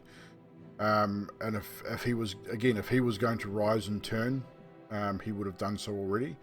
So you gather that these people have exhibited some form of immunity to the virus that comes along with being bitten by a vampire. Worth a study. Head over towards the stairs and start going down, I guess. Is everyone else following suit? Yep. So Yes. you all head towards the stairwell leading downwards. You move down the first flight, hit the landing, listening and obviously I'm assuming you're doing so carefully, listening out for any kind of sounds and noises. You don't really hear anything. Your footsteps echo slightly on the concrete stairs. You descend the next lot of stairs and you find yourself at the base of the stairwell with a double door this time. Heavy double wooden door, which is closed. Ellie, do your thing. I'm up. So, Alessandros, what are you specifically trying to do? Checking for traps? Yeah, checking for traps. Check for traps. Roll your sleight of hand plus your proficiency modifier. 13. 13. You run your hand across the frame of the door, down the door handle, having a good look, and it doesn't appear to be trapped from what you can tell. See if it's locked. You try the handles, and the handles move. The door is not locked. And just ajar so I can see if I see anything. So you push the door open, and you indeed see a large, sort of almost basement library area. Again, it is very well lit from what you can see. What you see from your vantage point is a lit torch on the wall up to your left, and looks like a bench or a seat It's about all you can see with the door just sort of cracked open. How far away is the light from me? Probably about 15, 20 feet.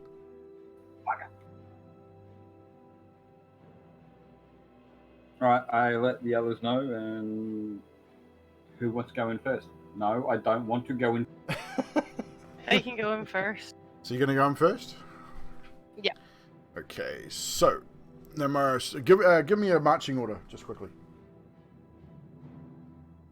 Namaris first. Probably Namaris, me, Ellie, Freya, and then Head at the back. Sounds good to me. Right, that sounds like a plan. Right, so as you enter the room, this is now what you see. You push into the room. Again, the room is very well lit. There are several torches along each wall. You sort of look to your right and you see several large pillars that run ceiling to floor to ceiling. From your vantage point, you see a pile of bodies. Looks like to be about 4 or 5 bodies. And there is something on the ground under them. It looks like something's been written in blood. You can't quite make it out from where you are. To your immediate right, next to the torch, you see a large gargoyle.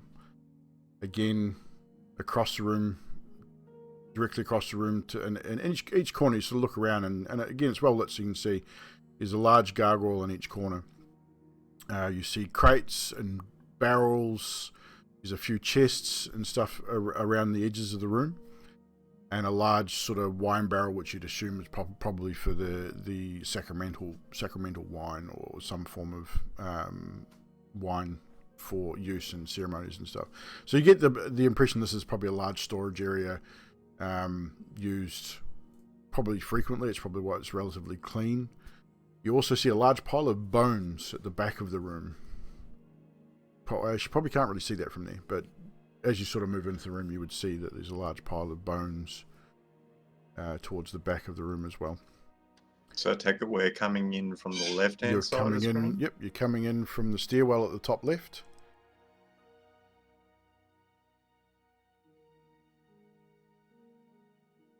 I guess we'll have a look around. So as you want to all move into the room. I guess Head will so. stay at the top of the stairs. You're going to stay at the doorway. Hit. Just at the top of the stair, yeah. Just at the Just top of the wherever the room entrance is, just enough for people to get past. Okay, so you're doing that. So who else? Who's moving into the room? Yep. So Alessandros, you're moving in. Sadiq, you're moving into the room. Yeah. And Fiala, you're moving in as well. Yeah. Okay, Namaris, you're moving into the room. Yes, I think I was in Okay. front. So how far into the room are you going to go? I'd like to go and have a look at these bodies. So you're going to go investigate the bodies? So you're all moving in that direction? Yes. I guess so. Except for here. Except for Hit, you're going to stay on the stairs? Correct, just at the entrance. And just a reminder, DM, I cannot be surprised by undead. Exactly. So what we're going to do here, guys, we're going to switch to this other map.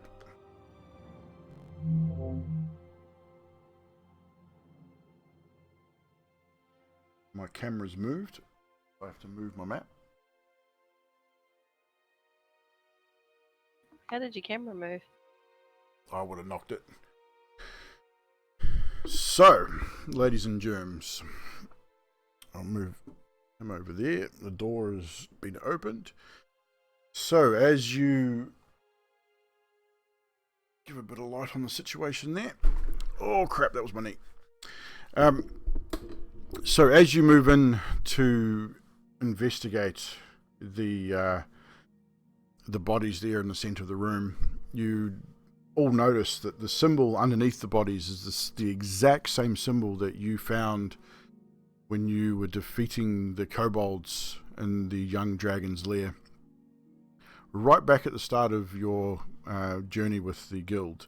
And I have no idea what you're talking about. Yeah. Sadiq, you're sort of looking at the symbol, you You've seen it. You would have in the time that you guys have been talking about the prophecy and that, and had the scroll which had what part of the prophecy written on it. That same symbol was imprinted on that scroll. So I would assume at some stage you've shared that information. So you would all recognise it from that particular situation, where it's definitely to do with the prophecy. Something's going on. There's something not right here. Sadiq, you would be the first to notice that the gargoyle at the far end of the room, towards your left, looking at so if you're looking at the top right of the battle map, is not a gargoyle, but it is a large ogre standing completely still, but it has open wounds.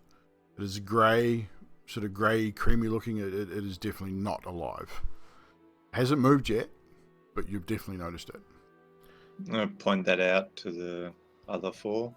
You also notice, since you cannot be surprised by undead, a figure standing at the other end of the room there that seems to be cloaked in some form of shadow. That person at the other end of the room. That person at the other end of the room just appeared. You guys technically can't see it yet. Only Sadiq can, but it's there just for reference. Cool. But yeah, the figure is cloaked in some form of shadowy. You see him as a shadowy figure, but you definitely see him, Sadiq.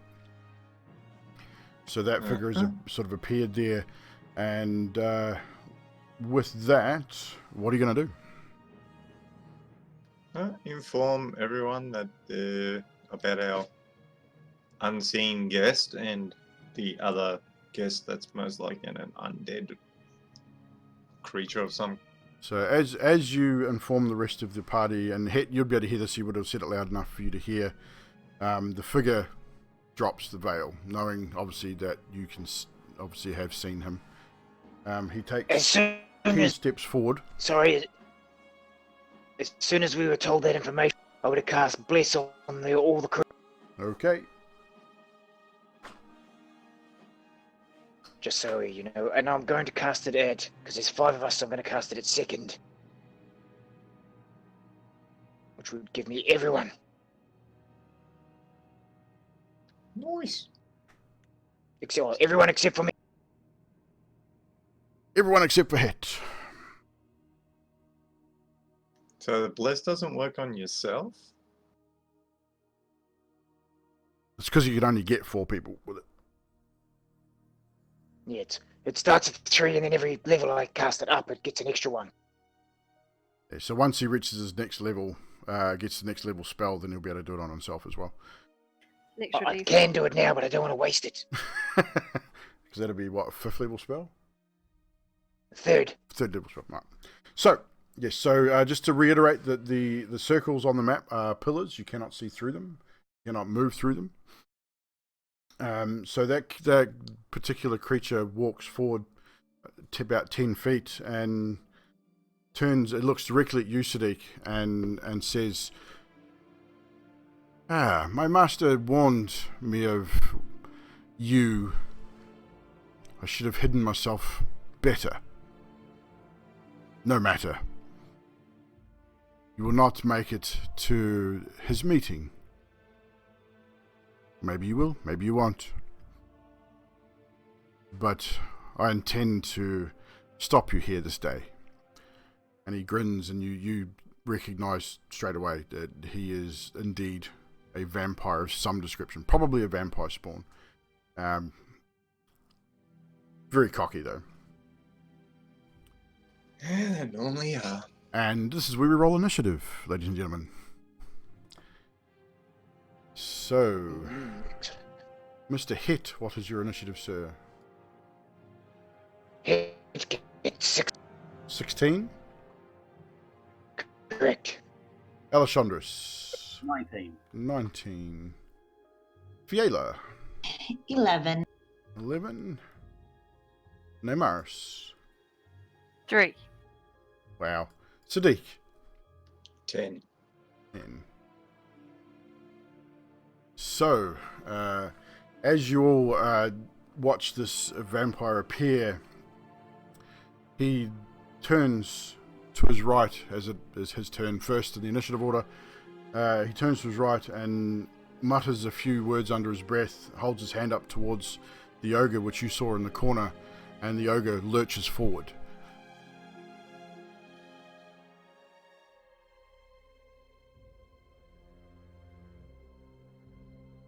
And moves forward to there. He then turns back to you, Sadiq, and gives you a bit of a glare. And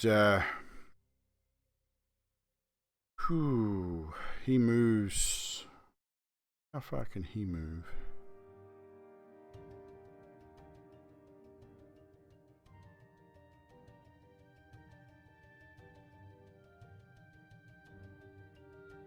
He moves over to the side of the room there, and a lot faster than you would expect. He moves over there very, very quickly, and heads towards that pillar there. Alessandros, you're up next. That is his turn. Can you point to where I am? You are in the back of the group here. Ah, I'm there. Okay.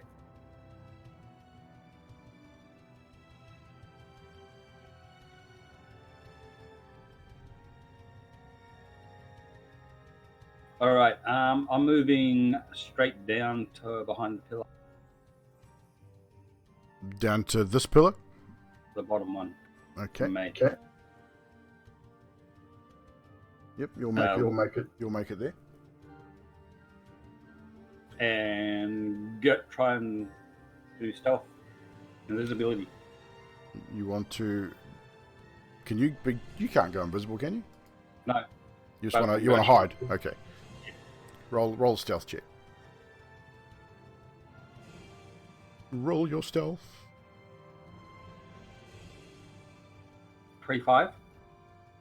As far as you know, you are hidden. So, is that your turn? Yeah. So with that, next is the zombie ogre in the initiative order. He sees you, Hett, standing in the doorway there, and he makes a sort of a large sort of groaning.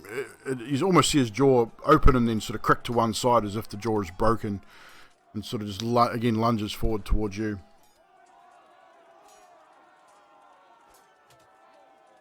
Stops about there and sort of looks at you.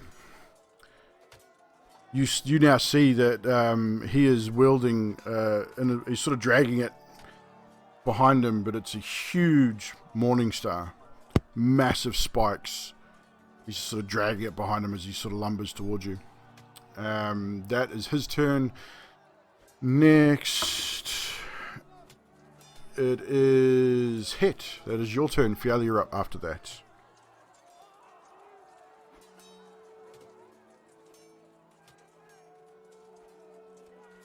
Hett, you might be muted. No, he's having audio troubles. You're having audio issues again. Yes, not hearing much what's going on. It's your turn. It's turn, he thinks. Break the camera again. Yeah, as soon as the camera came back, it's gone. Yes, we did lose you just for a second. Hett is going to... I don't know what Hett is going to do. No one has made an attack. Hett is going to move towards the rest of the team to the rear of the rooms. So south and then 30 feet as far as he can to the back wall. So that'll put you directly behind Fiala there. Excellent. That was exactly what I was hoping. Is that your turn? Then, no, then I would like to hold... You're going to hold a spell? Yes, I'm going to quietly whisper into my...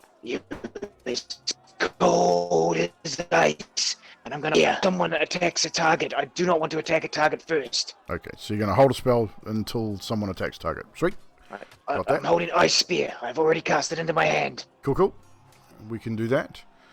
So that is your turn, Hett, holding Ice Spear until someone attacks a target. Fiala, you are next. Sadiq, you're up after that. Okay, I can get 45 feet and reach the ogre. I'm pretty sure. Yes, you can. You want to get into melee combat with it? Yeah, it's a bad idea, but I don't have a choice. There you go. I'm gonna do a bite. That's right, you're still a spider, aren't you? Yeah. Is a 14 to hit attack roll, and it's a con. So Constitution saving throw for the ogre rolls a 7. Woo! Okay, then he takes 10 poison damage. 10 poison damage. As the wolf spider bites into the leg of this giant ogre, well, not really too giant compared to a giant spider, but big enough. You bite into it. Does it take any piercing damage at all? Yes. How much piercing damage? 5. 5. So, you bite in and you see the goo. It's dark black, greeny sort of ichor sort of come out of the wound, and you expect that poison to start taking effect, but it doesn't seem to have done anything. Uh-oh. Is that your attack? Does Hett see this attack? Ooh, yeah, you would. Pillar, I don't know. Yeah, you'd probably be able to see the attack, but I don't know that you'd notice whether the poison took effect or not. But you definitely see the attack. I'm holding my spell. My question more is, yes. Sira attack. Do Yes. I have an ability to attack it? You certainly do. Okay, so I'll let my spell go at the same time. Because Ice Spear, what's the range on that? 120 feet. So it's just Straight- Firebolt with a new name. Straight line, basically, isn't it? Yep. Yeah, so that would definitely, from where you are, you definitely have line of sight on that. That's 19 to hit, That hits. and that is 11 cold damage. 11 cold damage. So, you file your 3-foot spear. ice spear, and it shoots out from the end of your loot and slams into the chest of the ogre, and it sort of staggers back half a step, and sort of leans forward again, solely focused again, still on the spider in front of it. But it has indeed taken some damage. So, Fiona, is that all your turn? That's it for me. That's it for you. Sadiq, you're up, and Namaris, you're up after that. Head over to the ogre. You're going to head over And to the attack. ogre. I'm right in beside it there.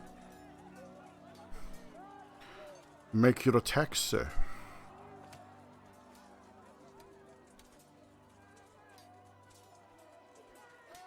And yes, you would add your radiant damage because this creature is definitely undead.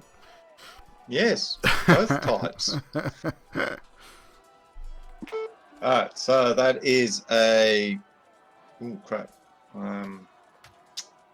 17 to hit. That definitely hits.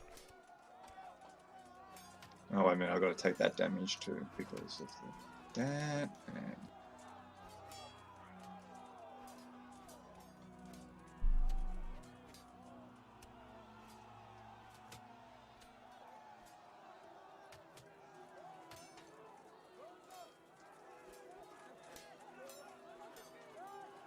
Big calculations here, guys. Maths. Alright, so it's just taken 9 points slash. Yep. 7 points radiant. So that's 16. 2 2 points fire It's 18. plus another 5 points radiant because it's 23, that's right, because it's undead. So 23 points of damage. Sadiq rolls in, seeing this ogre step forward, and both Hett and Fiala have taken attacks at it. Rolls into combat. Flaming sword attacks the giant ogre, slashes across his bare chest, and opens up a massive wound. This thing, you hear bones break, you hear the sizzling of rotting flesh from the flame and the radiant damage, and the ogre sort of again staggers and almost down to one knee, and then just turns and looks at you with the jaw swinging half open. One of the eyes is completely rotted out, and the other's sort of milky white, and it just picks up this giant morning star and starts to lift it above its head. Bonus action. Prepare for that morning star that's about to come at me. So that's it for you? Yeah, that's it. Neymaris, you're on board. I'm going to rage, Neymaris is raging. and I head towards the ogre. So you would be able to squeeze in. Fiala would move around to allow you to get into melee combat. And into combat you go. Make your Also attack. giving these guys advantage on their Melee attacks, yep. attacks, and I'm going to strike at him with Helm's Vengeance. Helm's. Your two-handed broadaxe. That is a Sword. 20. That hits. 20. Holy crap, does that hit? Remember to speak up a little bit, please. And he takes 5, 6, 7 damage. 7 points of slashing damage. Again, Neymaris now joins the fray. The ogre is attacked once again. Neymaris coming in with an underhanded swing, coming up across the thigh, giving, was it 9 points of damage? 7. 7 points of slashing damage. Oh, no, 3. Hang on, no, you're right, 9. Yeah, so I thought. 9 points of slashing damage. The creature is now he's looking hurt, but not too bad. So, is that your whole turn, Neymaris? That's it? That's it. That's your bonus I just action. look at action the ogre and I go, and the ogre goes, "Ugh," raising the morning star above his head. You guys see this huge morning star. The head on the morning star is probably the size of a small boulder. It's massive, covered in huge spikes. It is now the vampire's turn. He sees all this going on, sees Hett over there by himself, and is going to move towards Hett. Sorry, Hett. He uses what have we got here?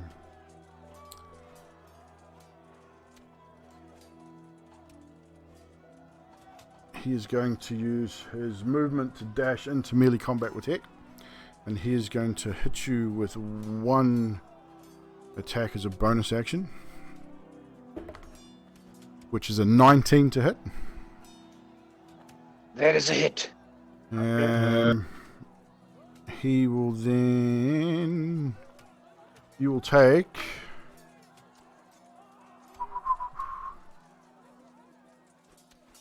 10 points of slashing damage. 10 slashing. Yes, 10 slashing damage.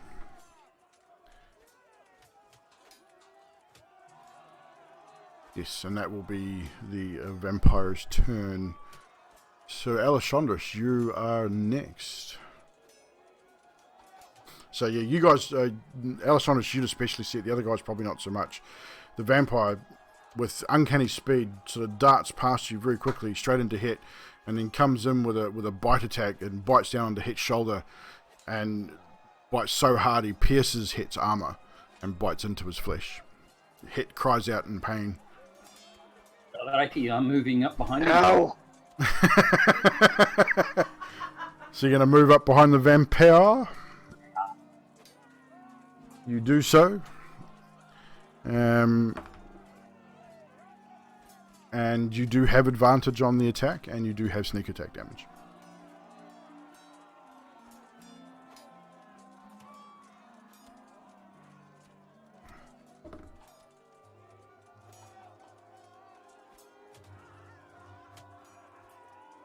$24 to hit. That hits.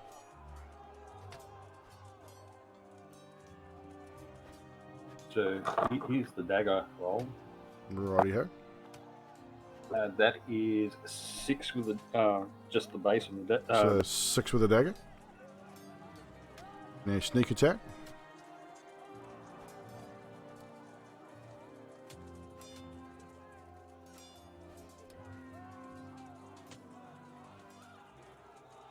$14 sneak attack.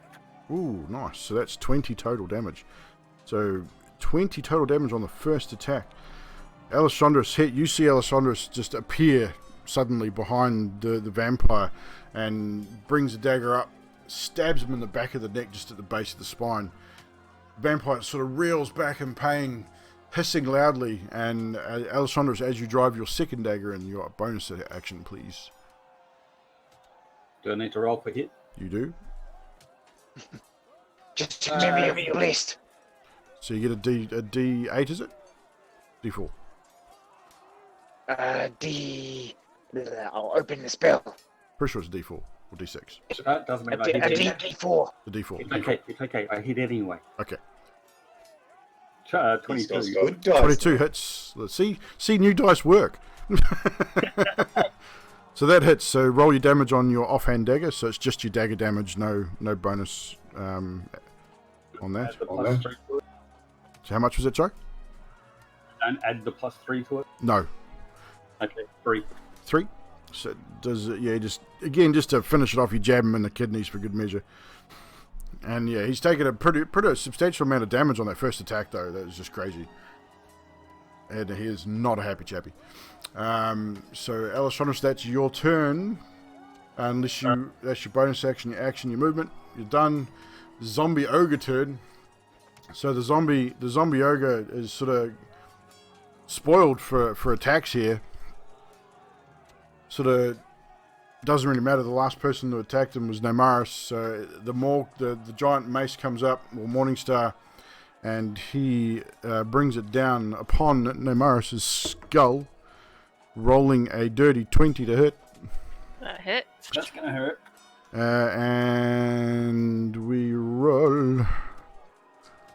Oh wow! You only take 10 points of bludgeoning damage, half to 5, because you are raging. Yeah, as the mace, the Morningstar comes down, he cracks it and goes to hit you square on the head, but sort of misjudges, catches you on your shoulder, and you just sort of stand there and flex and take it, and sort of grit your teeth and growl back at him.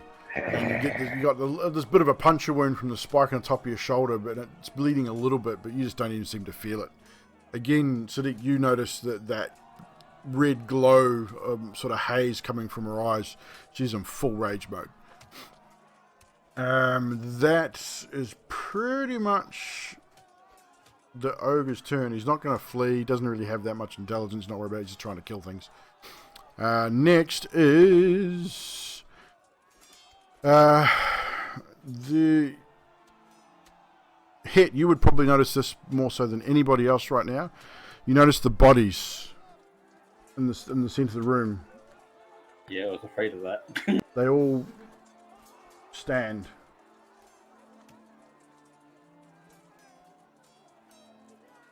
That's pretty much all they're going to do. They're just going to stand up at this point. But they are all, flesh is hanging from bones. They're not. These look like they're relatively fresh. Again, eyes are all milky white. A few of them have in their hands what looks like to be possible human remains, a foot, an arm, and they seem to have been chewing on these things. And now, Hett, it is your turn. Fiala, you're up after that. Hett sees the move and says, "Ellie, this is crap. Watch my back." And Hett doesn't leave melee range of the being in front of him, but moves, if I can give you this right, 5 south and then 2, so 5, 10, 15 to the right. So towards the creatures, next to Ellie, basically, but without leaving melee range if the creature is Done. basically dancing. Yep, dancing around. And then Hett inhales the air and breathes his cone of cold right across the creatures that just stood up. And just to show everyone on the stream that cone damage from Hett's position would get... He's going to try and hit as many as he can without hitting Ellie. You will hit everything. You will hit all 5 of the zombie creatures quite easily with your cone, your ice breath. My dragon breath. Roll, is it roll to take half damage, or just I believe there's a roll I haven't involved used it, but I'm just reading it right now. I believe there's a roll involved. It's a 15-foot cone, so 5, 10, Yep, 15. it'll reach them all. Just Sweet. Okay, so it is a roll. It is a con save. Yep, it'll reach them all. So Constitution save. Constitution save for half damage. 1 fails. So fail, success, fail, fail. Low rolls, man. 15. So those 2 rolled over 15. So I'm assuming they're both success. So that's, for the ones who failed, that's 11 cold damage, and for the ones who saved, that's 5. So as Hett exhales his ice breath, the cone sort of comes out, and you watch as 3 of these zombie creatures almost completely ice over and almost stop in their tracks, taking a reasonable amount of damage, and the other 2 sort of managed to fight through a little bit and are still sort of shuffling forward. But that was actually very well done. That was awesome. They all have taken damage. With that, Hett says, Ellie, we're in the shit. And that is it for Hett. That's it for Hett. For Yayla, you're up next. Sadiq, you're on board after that. I'm going to use my bonus action to revert to my normal form. And I'm going to cast Moonbeam on... Moonbeam. Yeah. Can I reach the vampire behind Hett and Allie from where I'm at? Or What's the range on Moonbeam? 120 feet. Straight 120. line? Yeah, it's a 5-foot cone cylinder. Oh, you can cast it. Does you have to be able to see the target? Just read through the spell? It doesn't say anything about seeing the target. So it's a concentration. It makes a 5-foot cone down, so it's like it's coming from the sky down. Yeah, hang on, just give me a second. I'll quick read on it here. So 5-foot column. Line of sight. Silver beam of pale light shines down in a 5-foot radius, 40-foot high cylinder centered on a point within range. Doesn't say she has to see it. Just says within range. Within range, good spell. I will allow that, definitely. And because it's a 5-foot cylinder, it will engulf just the vampire. So yeah, definitely. It's a con save. It's a con save. So a con save for Mr. Vampire.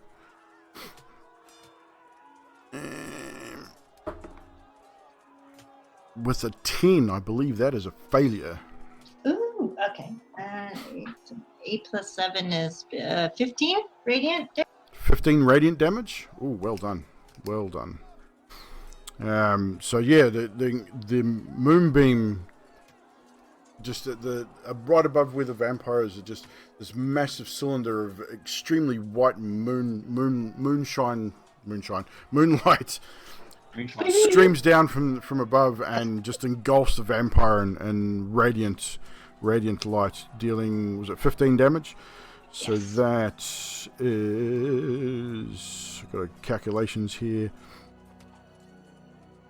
The vampire cries out in absolute agony, and just you can see his face is burnt, his hands are changed colour and burnt, and he's starting to smoke a little bit. He is not happy. Is that everything, Fiala? You got something else that you can do?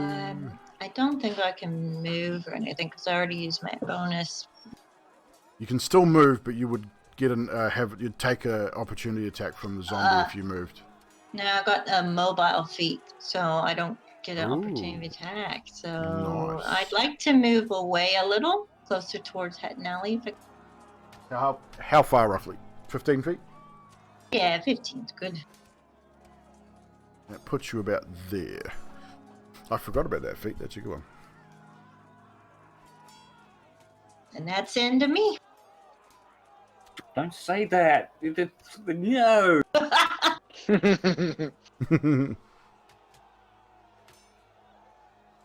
Oh yeah, so when you make a melee attack against a creature, you do not provoke opportunity attacks from that creature for the rest of the turn, whether you hit or not. That's actually really kind of handy. Pretty handy. Really handy indeed. So, Sadiq, you're up. Namaris, you're up after that.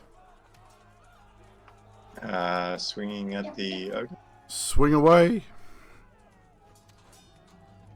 That would be a natural 20, so 25. That hits, definitely. So, what we're going to do here... What have we been doing? We've been doing... Just rolling double dice? I think the last time I got a critical, it was the damage from the sword twice. Yep, that's right. And that So, was Matt, it. yeah, so... Except... What I we stuffed up the last time too. Yeah, I'm actually meant to roll one of my damage dice an extra time because of the savage attack. Ooh, okay. Well, remember that. So what we'll do, so basically max your weapon damage. So whatever you would normally roll for your weapon, don't roll that dice. We'll just use the max damage for the weapon. Roll a second dice in accordance to that. So if your weapon is a 2d6. Would be 12 plus another 2d6. Then add your modifiers. But you literally would be... So what dice do you roll an attack for? You roll... What's 2d6. 2d6 for your weapon. Then what do you roll for radiant damage? Because it's an undead, it gets 5 from my Rite of Dawn. Okay, so that's not a dice roll, so that will just still be 5. Yeah, all right. So that'll be 17 so far. And what other dice do you roll? Do you roll a dice for your fire damage? A D8 for the fire, D4 for the fire, and a D8 for the radiant. Okay, so there'll be 8, and for another 12. So that's 29 damage just to start with. Then roll all those dice again. Now. Okay. That one. And just give me the total number of the dice. Yeah, I'm currently going through the rolling nightmare. This is going to be crazy. This is going to be crazy damage. I can see it.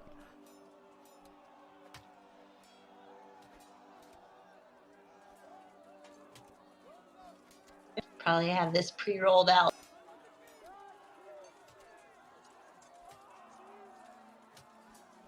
Okay.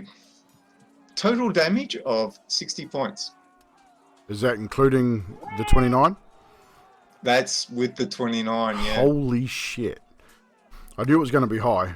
60 points of damage. Explain to the group and to the viewers at home how you destroy this undead ogre. Yay! I just went from top to bottom, straight down the middle. Straight down the Split middle? it into 2. Sadiq raises Heavenly Vengeance? Is that the name of the sword? Executioner. Heavenly Executioner, that's it. I should know I named it. Helm's Vengeance. Helm's Heavenly Vengeance, right. Executioner.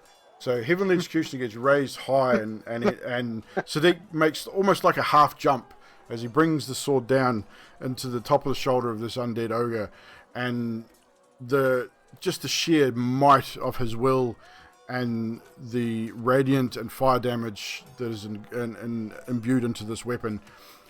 All you guys hear is this ogre sort of, and the sizzling sound as the weapon shreds down, comes down through cracking bones, through the rib cage, down through the clavicle, through the rib cage, down through the hip bone, and comes out through the pelvis. And the ogre just literally slowly splits apart, and with a loud thud and clang of the Morning Star, falls dead at Sadiq's feet.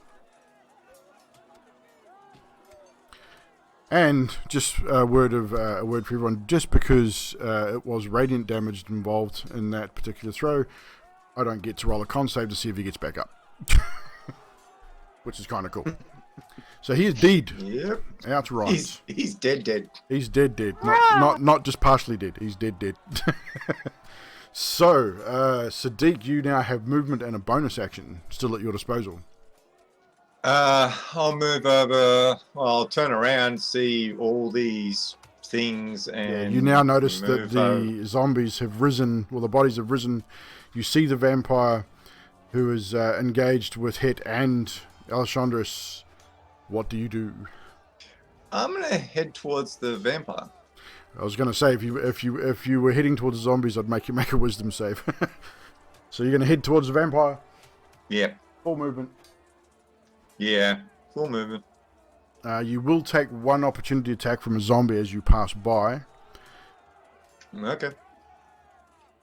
And that will be... where are we? A 14 to hit. Try again. That's a miss then. Okay, so the zombie just sort of, as you walk past it, reaches out for it, tries to grab you as it goes past, and you just sort of duck your shoulder and keep going.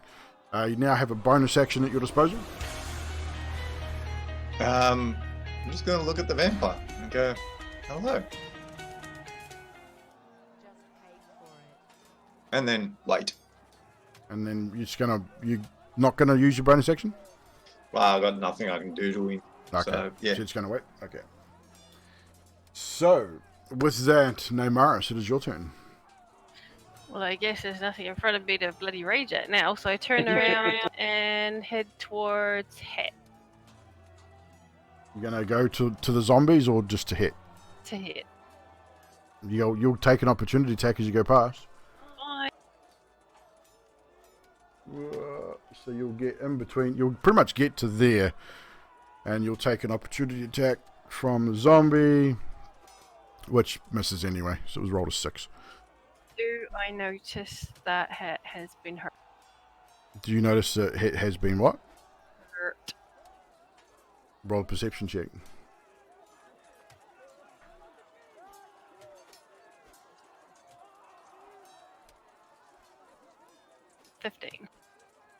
Yeah, you'd probably see the trickles of blood coming from his armor on his left shoulder.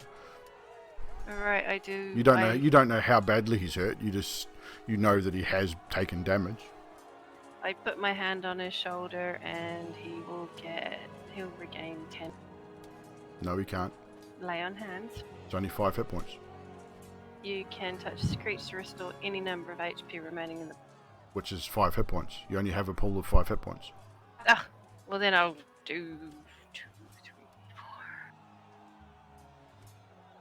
4. 4.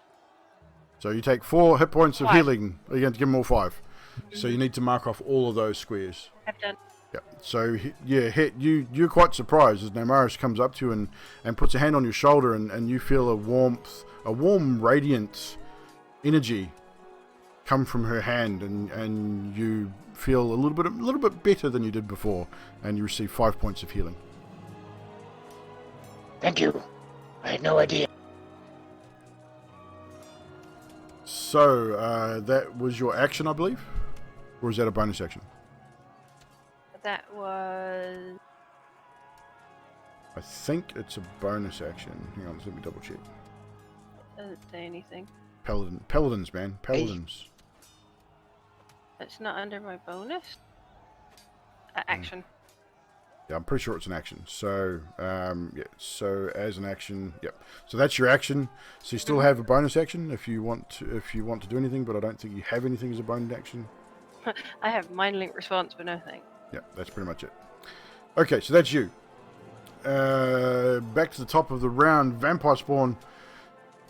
Now seeing Sadiq enter into battle and the amount of damage that he received from you, he's going to turn and attack you, sir.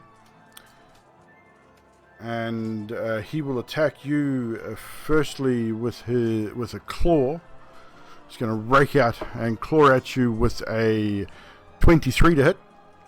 Yeah, he hit. And he's also going to bite at you as well with a 17 to hit.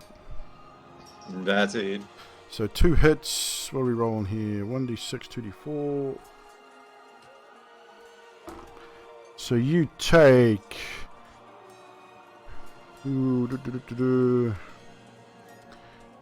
we're not going to do that. You're going to take 5 points of piercing damage plus 7 points of necrotic damage. And I need you to make a strength saving throw. Strength saving throw? Yeah, strength saving throw for me. 24. So as the creature sort of lunges towards you, comes down with his claws, but instead of hitting you with a claw attack, he goes to try and grapple you. And you're just too strong for him, and you just pull away from his grip. So instead, he reaches forward and bites into your armor and onto your chest, and sinks his teeth in, and it breaches your armor, sort of just hitting your flesh. And then you feel that necrotic energy sort of seep into your veins, and it feels kind of gross. But you're also your maximum hit points have also been reduced by the same amount of the necrotic damage as well. Sorry, forgot to read that part. Which is 7 points, Yeah. right? So your maximum hit points are reduced 7 points by 7. Right. So that is a vampire's turn. He's not going to move. Alessandros, you're up. Let's see what here. Yeah, you still get sneak attack because you're within 5 feet. Actually, you get advantage as well because Neymaris is within 5 feet of you, so you get an advantage on the attack and you get your sneak attack. 22 to hit. That hits. 6 with just the dagger itself. 6 to dagger plus your sneak attack.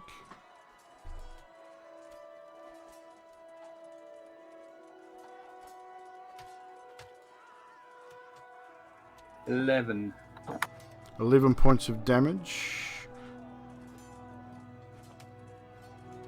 And your bonus action. So yeah, you come in again and you just rake your dagger across the spine of this thing as it's attacking Sadiq. And again, opens up a large wound, and the blood that you'd expect it to be rich, dark red blood, but it's more almost a browny black color. Very disconcerting, but you definitely do the damage. 20 to hit. 20 does hit. 2 damage. 2 damage. And just again, for good measure, give him a bit of a poke in the thigh, just to make sure that he knows you're still there. Have I got your attention yet? That is your turn. You're not going to move. So zombies' turn. So the zombies turn towards you guys. They all turn in to face you, and they just swarm in. They come in almost in a swarm sort of mentality. They just pile into the group that's there.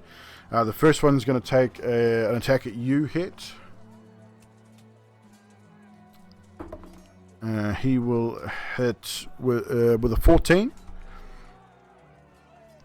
That hits, so you'll take... Oh, wow. 2 points of bludgeoning damage. The second one that rolls in is going to hit you as well. That is a 10 to hit, so I believe that misses. There's a miss. So the other 3 are going to attack you, Neymaris. 10 to hit, so that misses. 9 to hit, Goma. That hit misses as well. Holy crap. That one's better. 22 to hit on the last one. Oh my gosh, by any chance? And that one's better. 4 points of bludgeoning damage reduced to 2 because you're raging still. And that is pretty much the zombie's turn. Hett, you're up, and Fiala, you're up after that. So Hett, like, Hett would like to do a lot more than this, but Hett is going to point his loot and just like a machine gun at multiple targets is going to let off magic missile. Magic missiles, right? But he's not gonna single target it. He's gonna do. Is there 4 zombies there? Yeah, you'd hit 4 from where you are. I mean, they literally, as long as you can see them, you can hit them. So I'm going to. Oh, duck.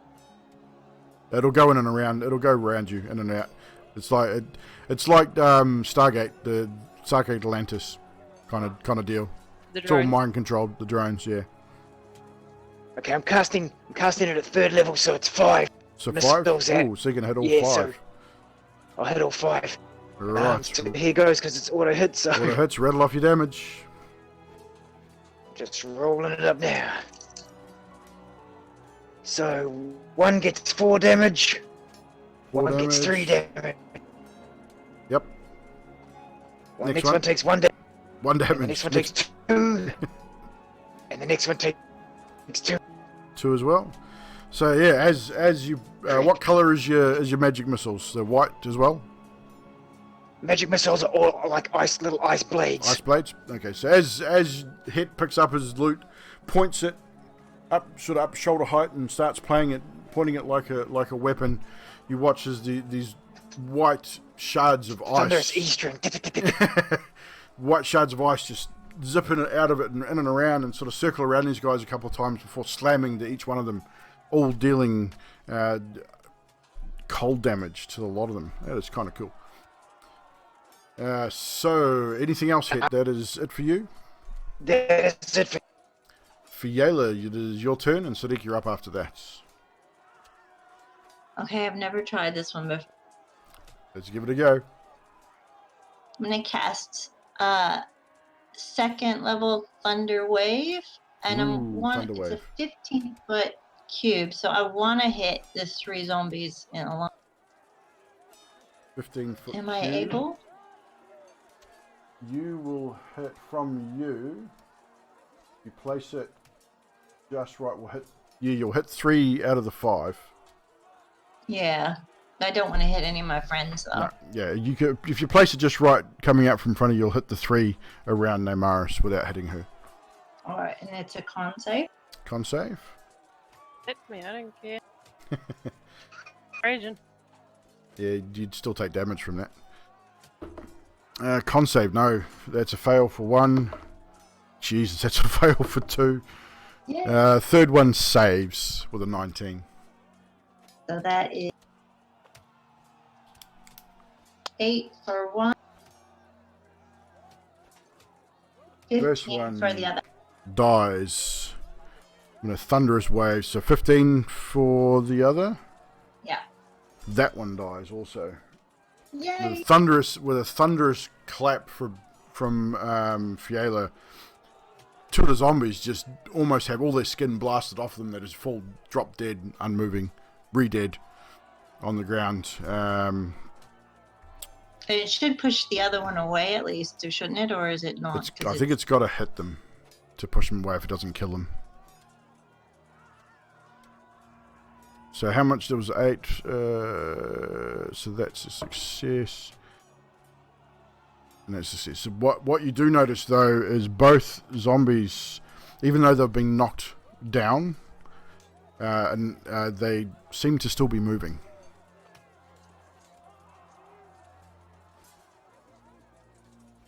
I noticed this, so I'll shout at the others. Right, so Sadiq, you're up next. Attacking the vampire. Attack away.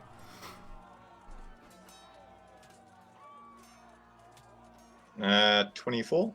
That hits.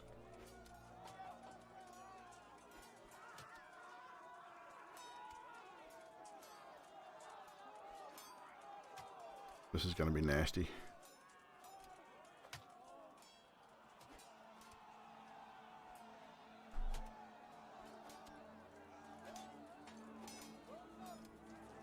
21 points of damage. 21 total. Yeah. So that I can break it down if you like. No, it's all good. I know roughly what the damage breakdown doesn't really mean anything. I know what type of damage it is. It's cool. So yeah, so you just in absolute anger strike out at this vampire. He goes to try and parry it with his forearms, and just it's not taking too much damage already.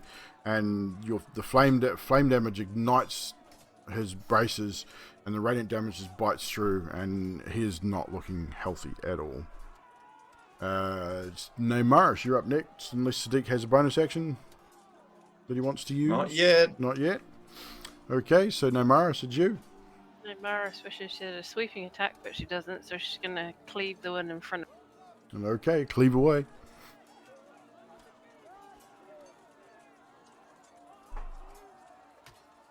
That is a dirty 20 to hit. That hits.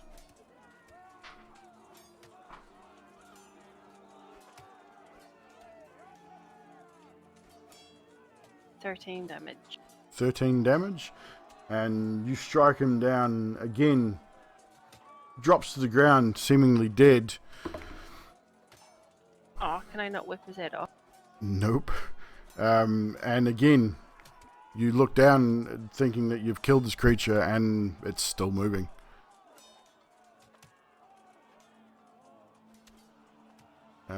Bonus action, movement. We're going to stay where you are. I think I'll stay where I am. Okay, so back to the top of the round. Not hit. Sadiq, you notice as the vampire turns to look at you as you struck him again, you notice one of the wounds just above his neckline closes up and heals right before your eyes.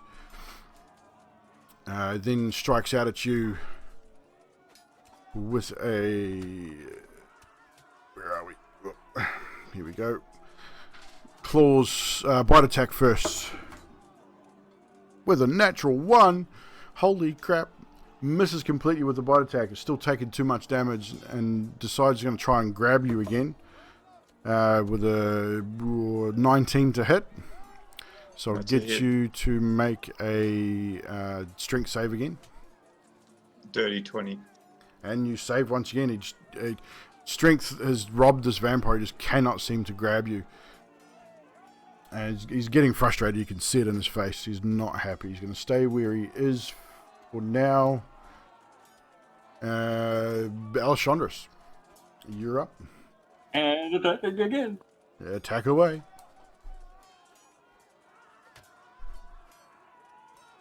You would have noticed the wound healing as well, because you're right there with it.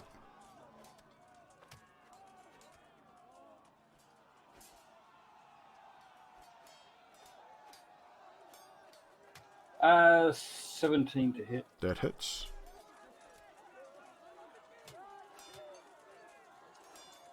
That's 4 with just the dagger. Yep, and your sneak attack, because you got allies within 5 feet.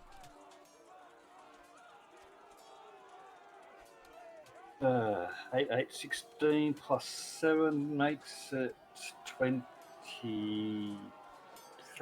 23? Yes.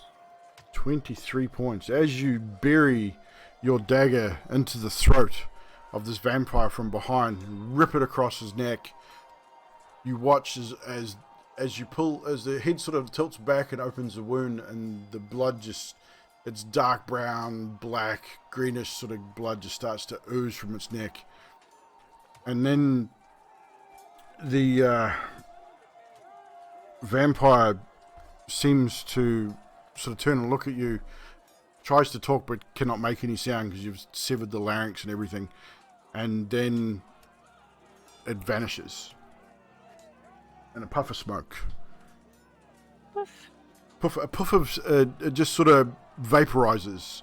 You can see the mist, but it vaporizes right in front of you and disappears. There's just a bit of a hazy sort of mist right in front of you.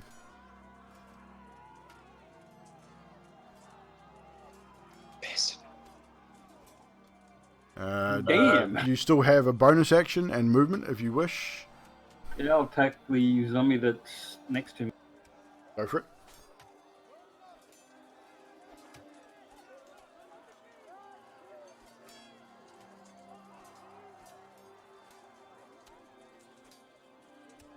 $22. 22, that hits. So just your dagger damage. 3. 3. You just spin and just lunge out with your dagger after what you believe you've taken the vampire down, and stab out into the chest of this zombie, this grey coloured zombie in front of you, and as you retrieve the dagger, it just coagulated, sort of dryish blood on it. I mean, it's not even real blood anymore. It's sort of dried and yucky, quite smelly too. So that is your turn, and it's now the zombie's turn. The 2 that Fiala dispatched both stand and turn and push into combat with Fiala. The one that Nemaris dispatched stands up and pushes back into combat. So they all attack. First one on you, Hett, with a crappy roll. Jeez, I'm not rolling well tonight. That will be a 12. I believe that misses. But one thing I did forget, I'll get Hett, Alessandros, and Fiala all to make a Constitution saving throw for me, please. I forgot about this earlier.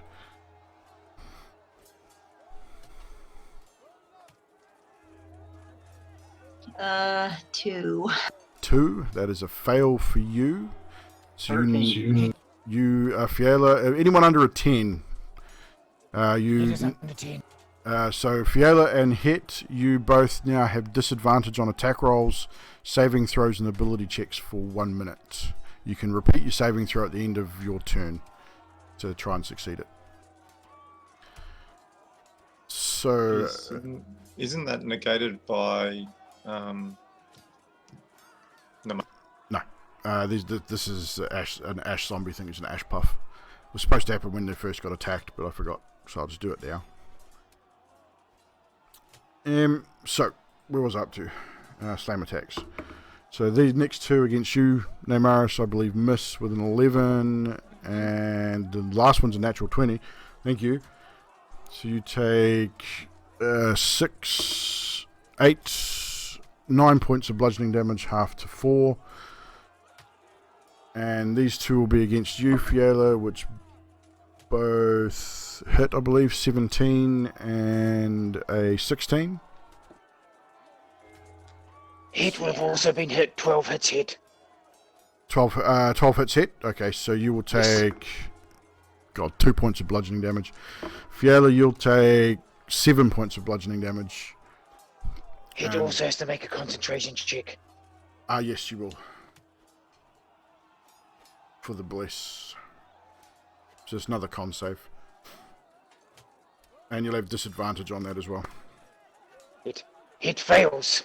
So bliss is gone.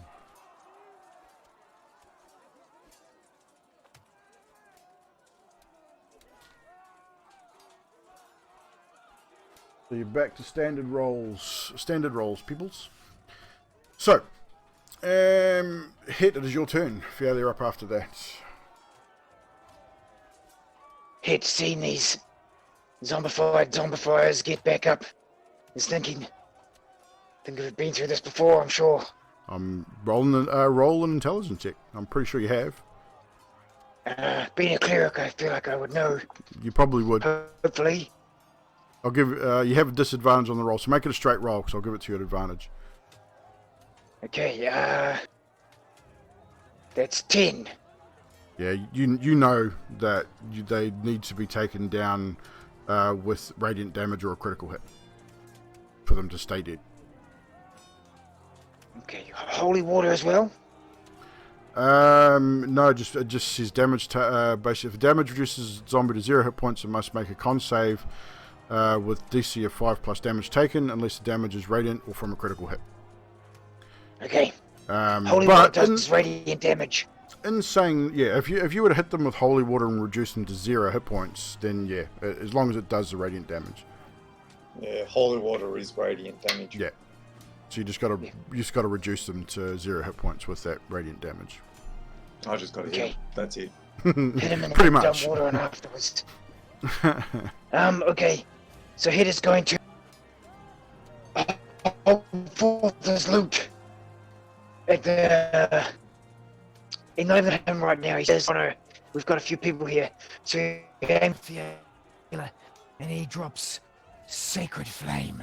It has to make it The one directly in front of you? in front of Fiela. In front of Fiala? These two, both of them or just one? I just hit one. I can only hit one. Okay, I'll shoot the so... one to her right. Okay, cool. And what's the save on that? A dick save. Dex save. So, a dex save. They're not very dexterous. It's an 11, so I believe that's a fail. That is a fail. It takes 7 radiant damage. 7 radiant damage, and it goes poof and drops instantly to the ground. And it does not appear to be moving. That is it for hit. That's it for hit. Fiala, you're up next. And Sadiq, you're up after that. I'm going to do healing word on Hett, 2nd level if I can reach. 60-foot radius on that? 60 foot? Yeah. Yeah, you can reach him. And that is 8 points of healing. 8 points of healing for you, Hett. As Fiala casts Thank you very much. healing word. It's a 2nd level spell, so it leaves you a cantrip to cast as a bonus action. I'd like to Which try. you don't have. All your Yeah, I cantrips don't are have- actions. Yeah, that sucks. I'm just gonna sit and Oh, wait. actually, healing word's a bonus action, so you can cast one of your cantrips. Sorry. Ooh, I'm gonna cast bees on the one in Bees. front of me. So I'm gonna say a little words in the palm of my hand, and then spray a swarm of bees in front of me, which is a con. It is a con save, which it fails. So it takes 1d12 poison damage.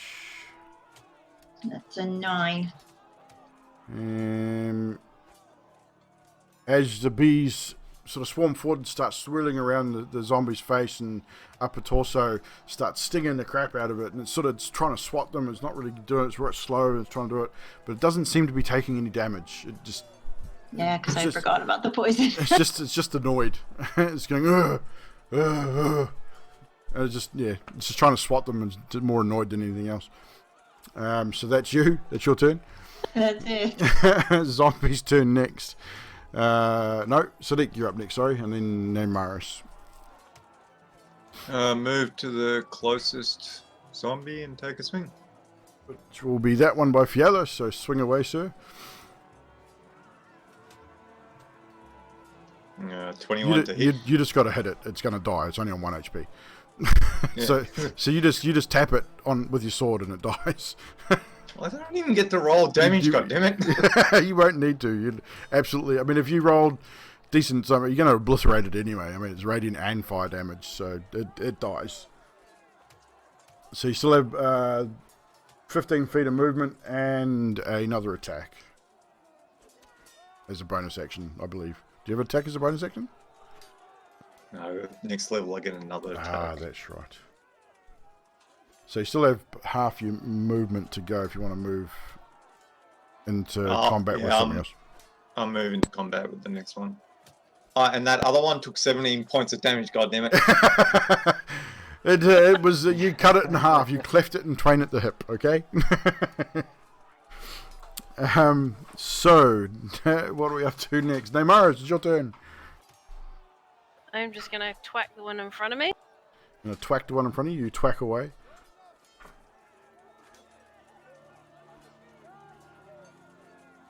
That hits with a dirty 20. That hits definitely. Is this the same one you knocked down before? Yep. Okay. With 9 points of damage. 9 points of damage. Again, it drops to the ground. Kasplat.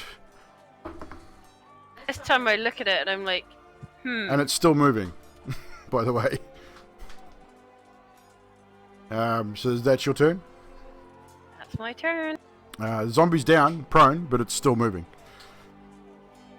So back to the top of the round with the vampire spawn, which is no longer there. And you guys sort of noticed that mist or vapor that was there, it slowly just sort of dissipated and vanished. So as far as most of you guys know, you're pretty sure you killed it. So Alessandros, your turn.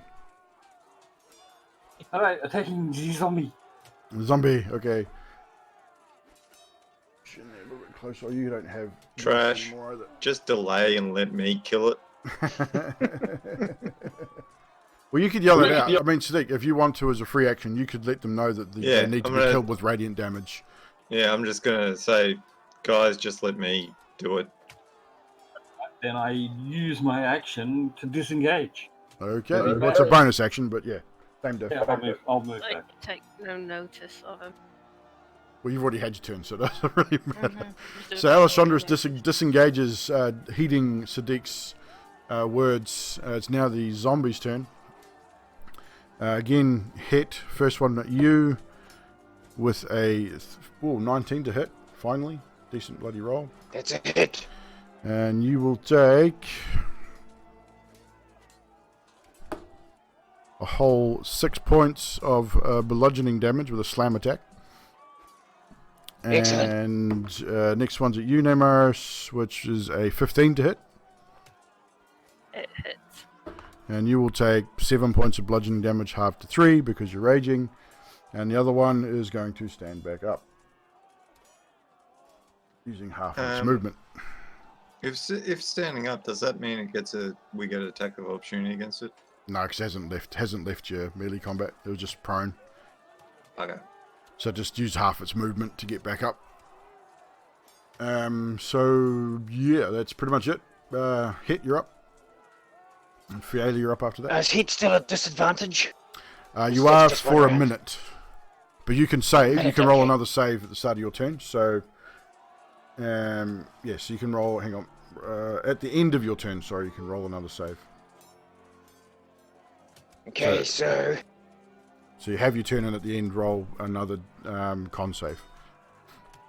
alright, Hit's going to look around his team and see if anyone needs any healing. Who's the worst looking amongst us? Roll a perception check. Decepticon. Yeah, that's 9. 9.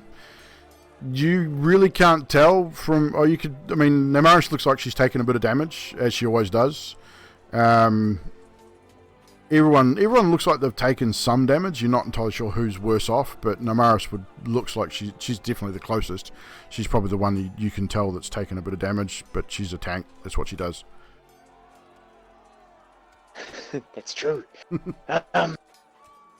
Hit will just aim his loot. Hit up. He's not playing any songs. It's clear, and he's gonna say, "Healing word on second level." On who? Sorry, He will give Nemaris. Namaris. Okay. She's getting. Where is it? 2d4 plus 2. 7 points of damage. Healing. Healing, not damage. He's going to damage you with a healing spell. Ow! 7 points of undamaged. So with that And- 7 and points as of my action- undamage, take the HP. Go for it. And as my action, because that's a bonus action to heal, It is. I have a cantrip called Sacred Flame, and I'm going to drop it on the zombie in front of me. Go for it. He makes a dex save. Which it fails. He takes double 1 snake eyes, 2 radiant damage. Boop, and the whole zombie's flesh just sort of melts away as it takes the damage. Even that 2 damage was enough to kill it. It just melts and sort of falls to the floor in a heap, smouldering. As my unmoving. free action, as my free action. I've got some good magic too. Right.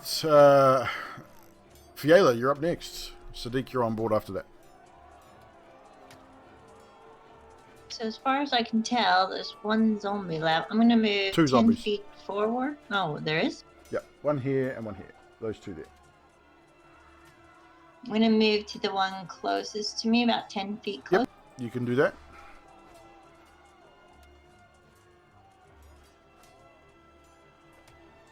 And what are we going to do? I'm going to fort lightning them. Ooh. So roll to hit. Oh, it's a 4. It's a 4. And you, as you sort of mutter the words and you go to cast it, it kind of just sparks off the end of your fingers and sort of, it's a new spell, so you're not quite sure what happened, but it just sort of didn't really sort of do anything. So you rolled a natural 1. No.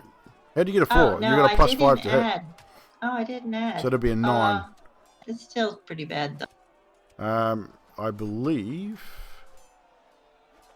that still hits. Oh, They don't have much armor. They don't have any armor. They're zombies. So it hits with a 9. that'd be 9 damage. So 9 damage to both, I believe. With the Yeah. forked lightning. 3d6. They take 3d6 lightning damage each. Oh, you Yeah, got to make each. a ranged attack against each. So it was 9 against the first, and roll to attack against the second. 11 on the other one. So they both hit. So they both take 9 damage. Cool.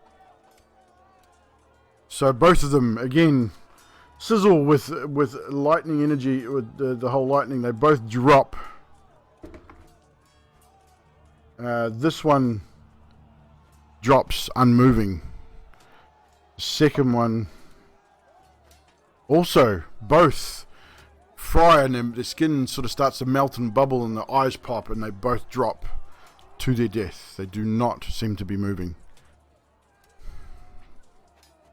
They both failed their saves. Nice. So that, I believe, ladies and gentlemen, is the end of our combat round. So if you've got 10 or 15 minutes, we will do XP, we can do some loot, and then we will teleport you guys back to Voland. We will end our show for 2019. Going to run back to the main scene here, guys. So first things first, loot. Who is going to helm the search for loot? I will. I'll help. And so will I. So everyone's helping. So Alishana's roll with advantage for your search for the loot. Do I add anything to it? Just a standard investigation. Just roll 2d20 and take the highest, and plus your investigation bonus. Well, I'll go with my passive of investigation. Yes, GG team, well done. So your passive is 14. 14. So you find, searching through the zombie corpses, the Write this goo, down. and everything else, you find 54 gold pieces. You find a flask of black, sticky liquid. You're not entirely sure what it is. You've probably never seen it before. But one of the corpses had this vial of black sticky stuff. You will need to get that identified. You also find a spell scroll. Hett, you'd recognize it as a spell scroll of resistance. Yeah, that's resistance. I'm gonna grab the flask and have a look at it, and You're gonna spend your Yeah, time. with- Okay, spend my time with the alchemy check of a 19. 19. That definitely is. You discern that this vial is a vial of oil of slipperiness. It's all in D&D Beyond, so you can check it up. So oil of slipperiness. And that is about all you find, guys. The zombies don't have a lot on them. The ogre pretty much had nothing on him. I just go So- over and I chop their heads off because I can, because I didn't like the way they kept coming to life. Yeah, so Maris just wanders over and just unceremoniously chops their heads off. Was there any chests in this room? There were several chests and crates and stuff, but it's all like temple stuff. It's not worth anything. It's just scrolls of the deity that this temple was with, which is the Dawn Father. So it's just information on the Dawn Father. There's old like blank parchments and things like that. So there's nothing really of value left. Pick up the scrolls of the deity anyway. Okay, so you just put down in your notes that you have several scrolls relating to the Dawn Father. I'm gonna give the black oil to Hett and say, "Here you go, lube." Right. So with that, Thank you. What? you guys, just so that we can get Hett on his way. You No guys, rush. No rush. no rush. Okay. So you guys have finished your combat. You know that the vampire recognized you, Sadiq, knows who you were, so obviously was a messenger or a message from Cass, quite possibly.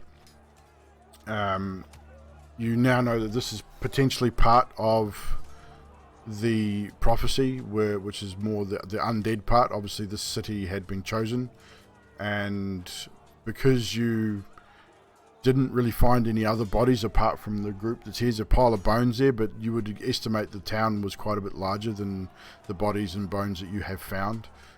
So you believe, Sadiq, that quite possibly a lot of these people have either been turned or taken prisoner, or taken for food, potentially. But what are you guys going to do? You going to stay here, or are we going to teleport back to Valond? I think we should teleport back to Yep. Valon. Agreed. Are we all in So, agreement? Sadiq, do you agree for the teleportation? Yeah, we're not going to learn anything more from here. No, We're gonna you have a good look around. I would say you guys spent a better part of an hour searching down here for more information. The only thing that you found relating to the prophecy is the symbol that's drawn in blood under the pile of zombies. Any much more information is pretty obvious. It's just that this was definitely an undead incursion. It was designed to make a statement or leave a message. It was definitely a message for you, Sadiq. You get a message clearly that this vampire knows who you are and is not afraid of you. For the rest of you, it's definitely related to the prophecy. That much is evident from the symbol and just the incursion of undead. And you know that over the coming months, the events surrounding undead things is going to escalate, and then it's going to turn into more demonic type beings, where the veil between the hells and the abyss is going to grow thin, and that enabling fiends and demons and devils to be able to cross through and raid into the material plane. So you know that you need to take some time now to do some research, do some training, better prepare yourself for basically for what's coming. So with that, Hett opens the scroll and starts to read the incantation, and Yes. the portal runes appear on the floor in front of you. It says Fiela. Right, are you ready? After me. Jetzt von der Mord. Quatma Yatwaklelas. You gotta say that now. Nosferatu necktie. Close enough. Said you don't have enough to pronounce. And with the chanting of those words, the portal opens, and you have 6 seconds in which to jump into the portal, one by one. Hit goes straight in. Yeah, one by one. You all disappear into the portal and reappear Awesome Evil Dead reference. That was amazing. I love that show. Anyway, you all appear right in the center of the guild hall back in Beyond. Jeremy just about falls off his chair. He was sitting there reading a book, sort of leaning half back on his chair, half asleep. And as the sound of the portal opens and you sort of step through, poor old Jeremy just about has a heart attack. It wasn't me. Oh, it's you. How did you get here? I thought teleports had been disabled until further notice. And he's sort of sitting there holding his heart, sort of blinking his eyes and staring at you guys. Teleport might have been disabled, but only one of us in this group is disabled. Okay. So, do you need me to get Riffin for anything, or you guys passing through, staying? What's happening? What do I need to do?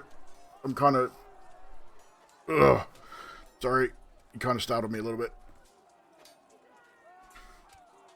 Sadiq, tell the man what we're doing. I tell the man what we're doing. Okay, so you guys inform them of what's just happened. Like, you just let them know that you've come from Sira, you've investigated the town, the whole vampire thing, and he sort of nods and sort of wide-eyed and so, alright, well, they could probably wait till the morning. I'll let Riffin know in the morning. The rooms are available if you want them. And he sort of gets up holding his chest and sort of staggers away like he's going to go get himself a drink because like you guys scared the crap out of him. So with that... I'm also going to ask him, yes. like, what didn't you do? What do you...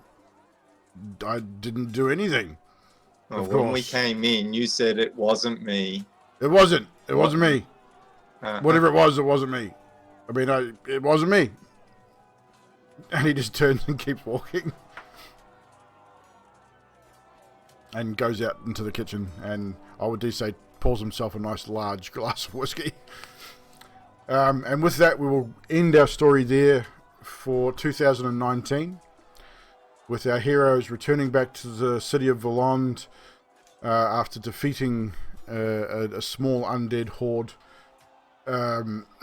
Like I said, guys, this will be the last show for 2019. I'd like to thank everyone very much for participating. I think we've been running almost 10 months now, so the story's starting to get a little bit interesting.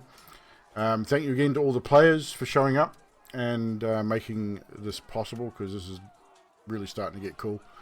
And thank you to Sadiq and Fiela for the new dice. They were awesome. Yes, we had some decent rolls for a change. Yeah, nice work, guys. January 8th? No, 5th. 5th of January, I believe it was, if I remember correctly. Hang on. Yeah, 5th of January, 2020. So the first show back, or the first live stream back for 2020 will be the 5th of January, which is a Sunday, which will be the D&D. So first Sunday of 2020, exactly. And again, chat, thank you so much for hanging out with us. Thank you to the subs for subscribing. Appreciate the support very, very much. And of course, all the followers and the viewers that come in and pop in and say g'day. So, before we carry on, guys, we're going to do 1,000 XP each. Was roughly 500 XP each for the encounter, roleplay with the funeral ceremony, and general roleplay, bonus 500, because I'm generous. So 1,000 XP each. Also, too, just to reiterate, for the return, when we come back next year, you guys will get a free level. So if you guys level up with your XP, it'll be another level on top of that. So you get a bonus level for the time, the three month or so hiatus that you have training. You will learn one language. You'll also get to pick one skill. So that's whether it's smith skills or alchemy or whatever, you'll get to choose one of those skills as well to add to your repertoire.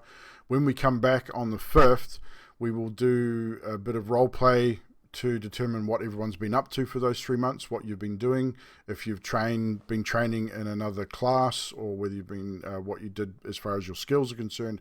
We'll do some dice rolls to determine how skilled you are in that training and how quickly you picked it up, and whether you get proficiency in it or not, or whether it's just a skill. And we'll do some bits and pieces for the first show back, and obviously there'll be some role play involving. I've got a bit of a story lined up ready for the first show back, so that will give you guys a little bit more information about the prophecy and everything else. So again, thank you so much for hanging out with us tonight, guys. Really appreciate it. And we will see you in 2020. Peace. See you. We'll see you next weekend.